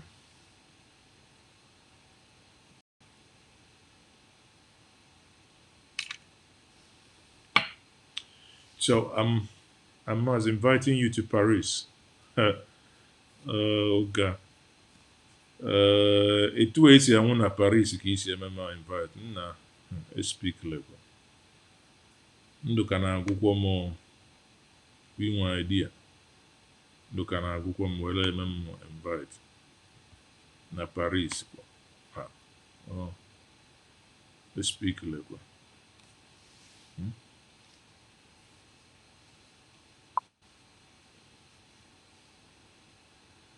Yes, we must stop destroying. Um, we must stop destroying. I'm inviting you to Nigeria. I'm born in Nigeria. Let me know. Na ana m agba ọsọ ifugo ihe a meziri ndị mmadụ ma ndị nwe visa ma ndị enwero visa onye ọbụla oke n'ọhịa ngwere n'ụzọ onye ji visa onwezi onye na-eje ibu mma Buhari onye ọbụla tọzi ya atọ. Onwezi onye na-apụ apụ inwe visa inwero visa we all die here. My father never want to hear it, but Jesus is not white. Yes, they must stop destroying our Igbo activists, westernized religion and foreign. That's you're correct. Mm. No, the system, for the live view, it doesn't connect with Zoom. So if you have Skype, I can actually bring you. Then you can do Skype video. Yeah. So that's the only thing I can do, but um, not on Zoom. Zoom, we can have a personal conversation. But if you want to come on live, I can bring anyone live only via Skype. Yeah. No, this is a very sophisticated paid studio, just like Channels TV. But here, Maazi is doing it. He's doing it for the greater good of the Igbo nation. Because one thing I'd say we lack is sometimes, or rather most times, we lack dedication. And that dedication, because I know where goes on nothing. And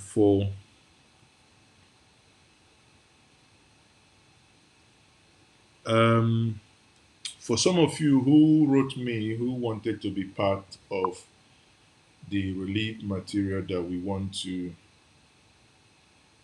okay, thank you very much. I do come to Paris sometimes. Yes, I could.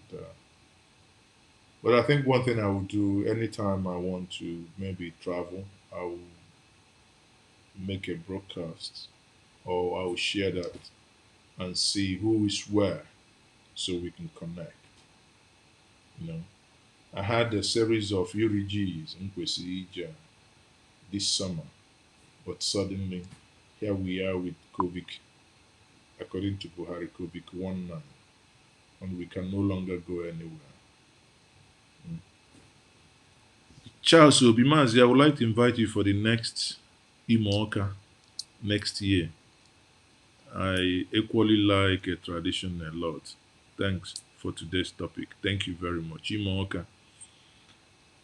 It depends on where I will be at that time. If the Lord tallies and we are all alive, yes, why not? You know, why not? And at the same time, I would want to beg all of us if there is anywhere you see anything the government is not doing right, especially in the southeast, I think we have a lot of concentration in the, concentrating on the attacking the federal government while we allow the Igbo nation to go into ruins. Okay, so we have to get together and see what we can do. Maazi, after this Koro issue, you should come to visit me. Okay, Dublin, actually, Ireland. I've been, yes, I might one of those days because I think there is someone I've been trying to visit in Ireland. One of my members, actually, my secretary at Igbo lives in Ireland. Actually, I've been. Last time he had a graduation, I couldn't attend. So one of these days I will. I'll tell you. I will, and I would, endeavor that whenever I come, we will sit all down, we have these conversations, and we allow people to join us. So for this conversation, before I wrap up, if any of you feel so strongly that you want to, say anything, I can give you a couple of minutes to say something via video or via audio. I can bring you in. It's very simple to do. You just have to let me know, but it has to be on Skype. Okay. So what I was saying before um, is the issue of trying to help people back home in terms of these coronavirus. I have asked you if you want to be part of it. You can send me an email at Ezeoke. That is Ezeoke at gmail.com, so that I can add you to the mailing list so we find a way. And I've made inquiry. For some of you, I said the last time that because last Christmas the rice I distributed was I bought for 2 1 for 5 kgs, and this time around the 5 kg I was told is 2,000. That is from Charis. But the challenge is that Charis told me today they cannot deliver outside Anambra State if it doesn't get to certain quantity, which I think is probably for what we want to do. We might not get up to that amount. I think maybe from 1,000 or thereabouts. So we can make arrangements to get from other states, but those within Anambra that still want to get, are interested to give to people, to the vulnerable, because everywhere is shut. I will be doing that hopefully this weekend. I now want to allow it to tally with the Easter period so that it will be like we are giving them an Easter gift at the same time, to support them during this lockdown. If you want to be part of that, one bag of 5 kg is 2,000 naira. So that means with 10,000, you can get 5 bags of 5 kg. And I think I had explained that the reason why I want to do them in 5 kg charis rice. Charis rice is long grain, is good, but one other thing is 5 kg is easier to handle. Okay, it's easier, and because of the number of people, obviously we don't have the money, we don't steal, so we cannot feed everybody. So the little we can, we'll spread it thinly so that it will get to a lot of people, and I believe it will help. Guten Abend, Maazi. Muss in der Kiste. Es ist spät geworden. Ja, ich auch. I am activating my Skype account. Okay, Oswago, then I'll be waiting for you then. I wanted to call it a day, but because you'll be ringing in, some of you,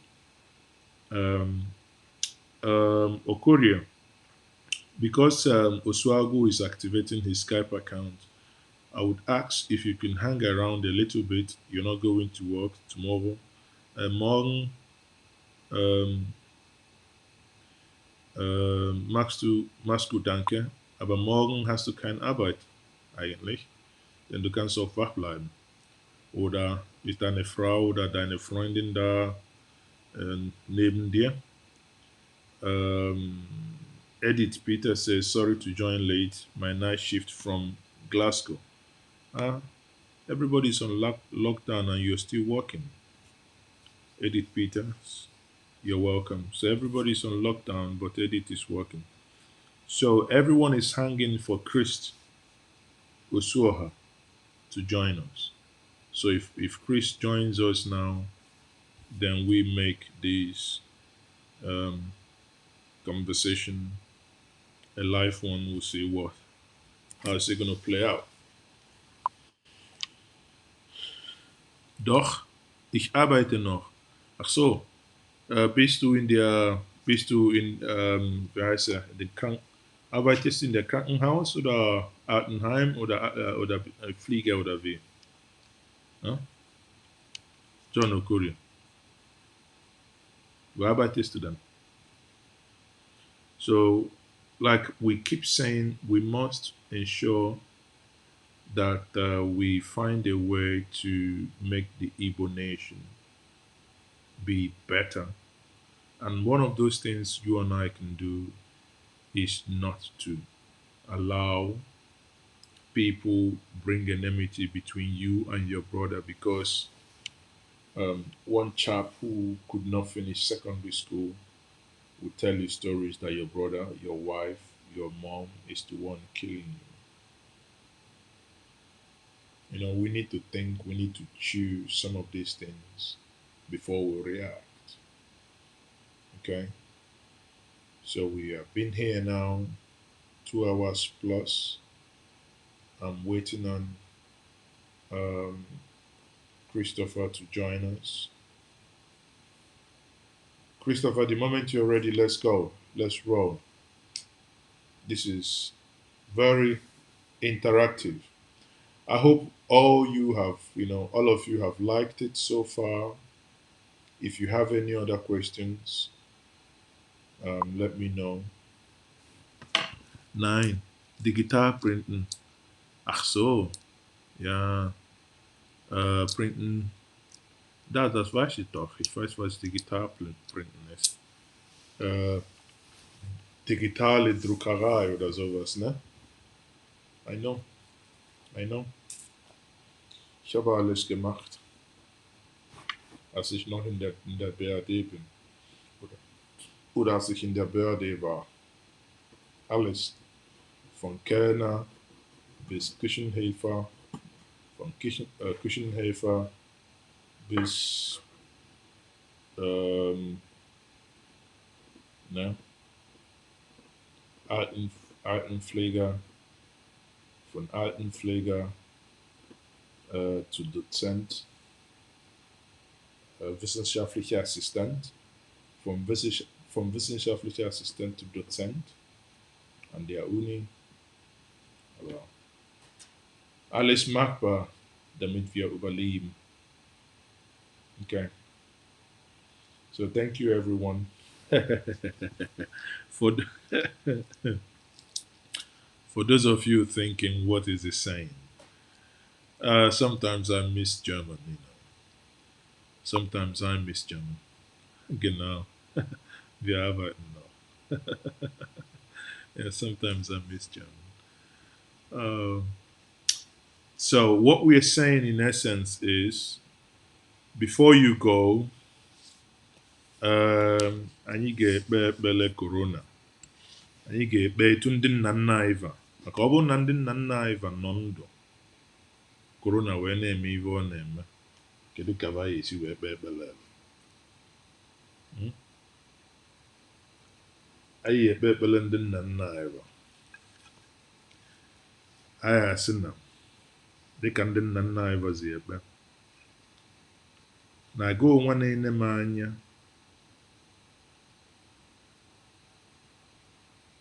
corona virus ma mmetụ ya, ọ ya adịlaghị mma na mbọsị eke. Na-aga onwe na-ene m anya coronavirus ma mmetụ ya na mbọsị oyi. na gị onwe na-emetụ m na-ene m anya ọ ya adịla mma coronavirus mma mmetụ na mbọsị afọ ka o ji emetụ na mbọsị nkwụ etu bụ ka m si wee gụ etu bụ ka ka ọ ya esi wee lụ m na-asị n'afọ ndị ichie na ndị egede ise ise ise ka ngọ ka ole ka ngọ ka ole maka ndị nna nna anyị fa na anyị na-ayọfa ọkwanụ senti kababụ ọ na-abụ ndị ọcha ndị roman kpebe ekpele fa na-ekpe ekpele fa na-asị ndị senti nke nwanụ yọbalụva ayịyọ senti nke ọzọ yọbalụfa ayịyọ senti nke ọzọ yọbalụfa ayịyọ anya na-asịzikwanụ biko senti Ezeoke senti Okorie senti mmadụ ike senti Okonkwo senti Okafọ senti Mgbenkwụ ọ bụrụ ndị ichie na ndị egede be anyị ka anyị na-asị na ava yọbala anyị ayịyọ na etu bụ ka ọ ya esi wee dịsịla anyị mma anyị nche niile ka ọ ya adịla mma ọ dịla anyị mma ọ ya adịla ụmụ anyị mma dịrị ndị nwunye anyị mma dịrị ndị enyi anyị na ndị ikwu na ibe anyị mma onwe ndị na-ayị arụ ndị nwetagwo okoro na-enweta anyị na-asị na ha ya agwọ ha ndị ichie na ndị egede chebirinụ ha ọ bụrụ na onwe ka ha ya esi wee nwụ na ngwụkwọ n'ọtụtụ onwe nke nwe unu na ọ chọrọ ka ọ bịa n'ebe bụ biko nu were na ụtarị chụbụ ya si ya nachiga na ọ lụchabeghị ọrụ o kwesịrị ịlụ etu bụ ka m si wee gụ si n'elu bụ ka ọ ya esi wee lele anyị ise ụmụnne m a sịkwa na ọgba mgbada gbasie egwu bọọ ike ịma na ya bụ ife ọ mụtakwa n'egwu agwụgwọ ekpekwukwonu m ekpele na asịkwa na ngwele nọkalịa n'uji ọbụla aghọ otu ọhụụ na abụọ ihe o ji bụrụkwanụ gịnị bụrụ nkụtụkọ kama ọgwụgwọnụ nke ya emelu ibi ya ahụ wee bụrụ dịka ntị wee na-ekwu na ọ bịala ije nwụna ọ bịala ije nwụna ana m ekene onye ọbụla lụrụ arụ ya ụka wee nọrụ wee nụ ife niile m na-ekwu wee na-ajụ ajụjụ anyị wee na-asa wee bụrụ ya na ọkwana ya bụ na ife a na-eme masịrị ka onye ọbụla jikawa mụrụ anya wee na-anụrụ ife a na-ekwu etu isi wee na-akwado ife a na-eme sọsọ otu ife nna ya ọ bụ biko unu gbasaa ya bụ ozi maka na ozi ka ọ bụ ozi ọma ka anyị hụ na onwe anyị n'anya hụ ihe nke anyị na-eme n'anya anyị hụ onwe anyị n'anya hụ ihe anyị na-eme n'anya n'udo ga-adịla anyị ncha niile dị aka nsi wee na-ekwu afa ndị ichie John Okolie say after COVID-19 should you be anywhere in Bayern? I don't have palm wine but I will get a big glass of beer. Of course I do come to actually I have a site in Oberbayern. I come to Oberbayern all the time. Okay. I come to Oberbayern all the time. I come to Munich, Augsburg, and Egerfing. We have a site in Egerfing. So anytime the current NIG chairman, that is Ndi Igbo in Germany, is a very good friend, and that is Ogechukwu Ozofu. So anytime I come, I was actually meant to be in Bayern 2 weeks ago before the total lockdown. So, I had a meeting in Egerfing, so I was supposed to be in Bayern, but here we are. So you're locked on now. What's your Skype ID? Or you can search for Njenje Media TV or Njenje Media, whichever one. You find it? Let's see. We are waiting.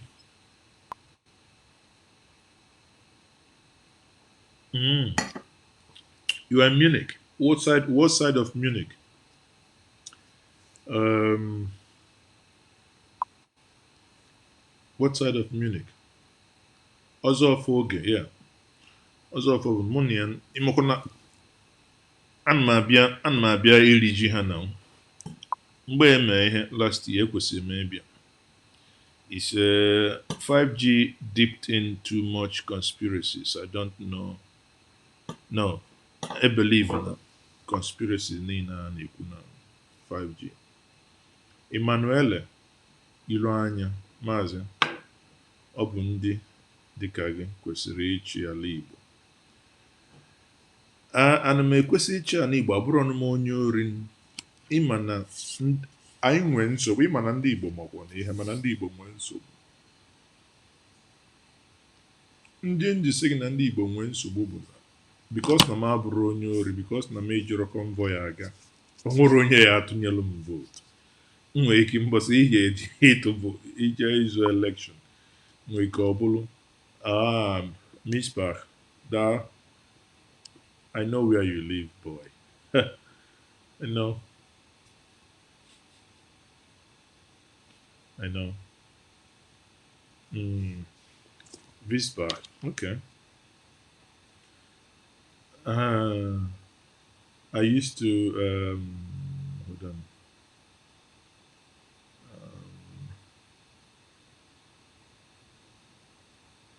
I used to attend a meeting in West Wing, Gembeha. I'm an Enugu man, and we are all in the same union. Of course, I know Oge now. I actually attended Munich. I actually attended Munich New Yam 2018. Actually attended. Yeah. I now remember. I attended. No, seriously, I did. I think I can still find the photo. I actually attended Munich New Yam Festival 2018. You just brought that to my mind now. So it's a small world. It's always good to be good. I attended Munich. You know. I attended Munich. Okay, I'm waiting for. Yeah. Now. So I'm waiting for them to my friend to join. If not, we leave it for another day. But you should know now. You should know. Then the time I attended was when Peter Ezadachie was the NIG president. Ezemotos na Hanover. That was when, either 2008 or 2007. I don't know. You know, wallahi, I travel a lot, so, and as long as no Igbo, always endeavor to be there. So mgbe for that mother ara amazi, nwoke ara amazi ebe apịanye isi.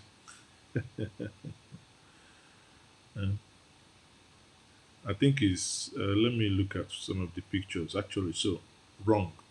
I attended Munich New Year Festival 2008. Yes, 2006, not 2008. Sorry, my bad. 2006. You know, how do I know? Because I just gone into my archive now, and I brought this picture. Let me show us. I brought this picture. I looked into my archive. This is the picture I took the day. That thing you see here at the bottom, I can see 2006, 29th September. Yeah, I remember. That's how I knew it, because I took that picture in Munich. Okay. You see, what a small world. So, and Honora, if there are no questions, okay, so I have another question that says, Maazi, Ndi Igbo. Okay, no. Yeah, ọ bụ ndị dịka m ka a na-enye ha a na-atụlụ onye ara ezu ori. Ndị Igbo chọọ sọsọ ndị na-ezu ori n'anya siren ka ha ya atụlụ vootu. Unu tụsịalụ ha vootu, emesịkwa unu a complain. ịgwa m ihe menụ bụ na o nwere a gọvanọ nọ n'ala Igbo na-anwe ike isi na a ga-eme Igbo language compulsory. Nwere onye na-ekwu ya sọsị mgbe ọbụla na-akọ ife abara uru na-akọ ihe na-aga ka moto. Chukwu gọzie gị nwanne m Maazi, ọ ga-adịrị gị mma. Onye na-ekpere m ụdị ekpere a ọkwụ na onye na-eme ka nka m na-akpọ ọ dị ka m. Thank you very much. Na ekpere anụnwa dịkwa mma, ọ ga-adịkwa gị nwa mma maka na ekene imi nụrụ isi ahụ na ọ ya ekenekwa ike nyụrụ ya bụ ahụ anya ka m na-ekene gị nwa na ekpere ị na-ekpere m na m na-ekenekwa onwe m ekpekwala ekpere na ọ ya adịrị m na gị mma na anyị ebi ogologo ndụ, anyị ebika nka. Emmanuel ilu anya, it is a shame that the land of the land is being ruled by the likes of Okoro Hausa and this. Nke a bụ na m nwa anyị eti okwu ọnụ ihe gbasara okoro ọcha na m ekwugo m dee kwuo ihe niile m ma ekwu, nwa ozi ihe ọzọ m ma ekwu na mụnwa bụkwa na ọgba mgbada agbachagokwo m ekwu bụ ya bụ ike. Ngwanụ biko nụ ụmụnne m, ọ bụrụ na elebe ka ya bụ ihe si atọ ịma na ya ama nlahụ ụlọ mana m ga-arapụzi unu ka anyị wee naba n'ụlọ. Ngwanụ iwu na-adị n'ọkụ na ọ ga-adịbakwazi anụ mbọsị ọzọ mbọsị nta anyị ga-achụ na Owere Nchi. Ọ na-abụ ekwu na a ga-achụ na Owere Nchi, ọgba ndị Owere ezuko ala ngharị. Owere Nchi ọ dị na Owere ezuko ala? Were ile gị gụọ eze gị ọnụ ka Olisa bi n'enu ọbasi, onye nke nọ n'enu wele anị mere ebe mgbakwasị ụkwụ ya. Ọ ga-adịbagodi. Kedu Chris, ị ga-enye m your link because amarọ m ị na-asị m nye gị link. Hold on ka m maa ma m ga-eweta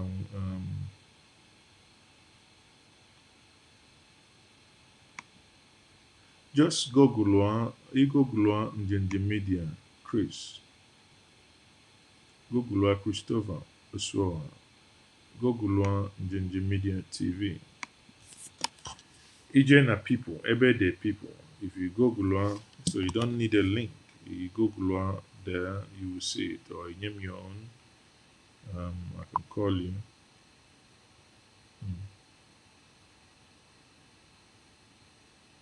Ya biko John Okorie Kachifo, ngwa n'ime na ihe menụ bụ na ya dịba ka ya bụ ọfịa dịkwanụ ka enwe amarịa na ndị ichie na ndị egede. Anyị ejezikwa ọnụ ka anyị jee nakpu ụlọ. Ma ọ bụrụ na ọ ya adị ka ọ ya adị, anyị ya asị ka anyị welu na ọdụ wee sị ndị ichie na ha bịa chebe anyị na anyị ga-ala ma teta na ofu ihe nna ya ọgụ ife onye ma ya malia, nke onye na-eme dị mma ya gazialia, nke onye na-eme dị njọ biko wepụ aka enwe n'ofe ka ọ ghara iwe aka mmadụ. Ndị ichie na ndị ogede ya asị kachifono.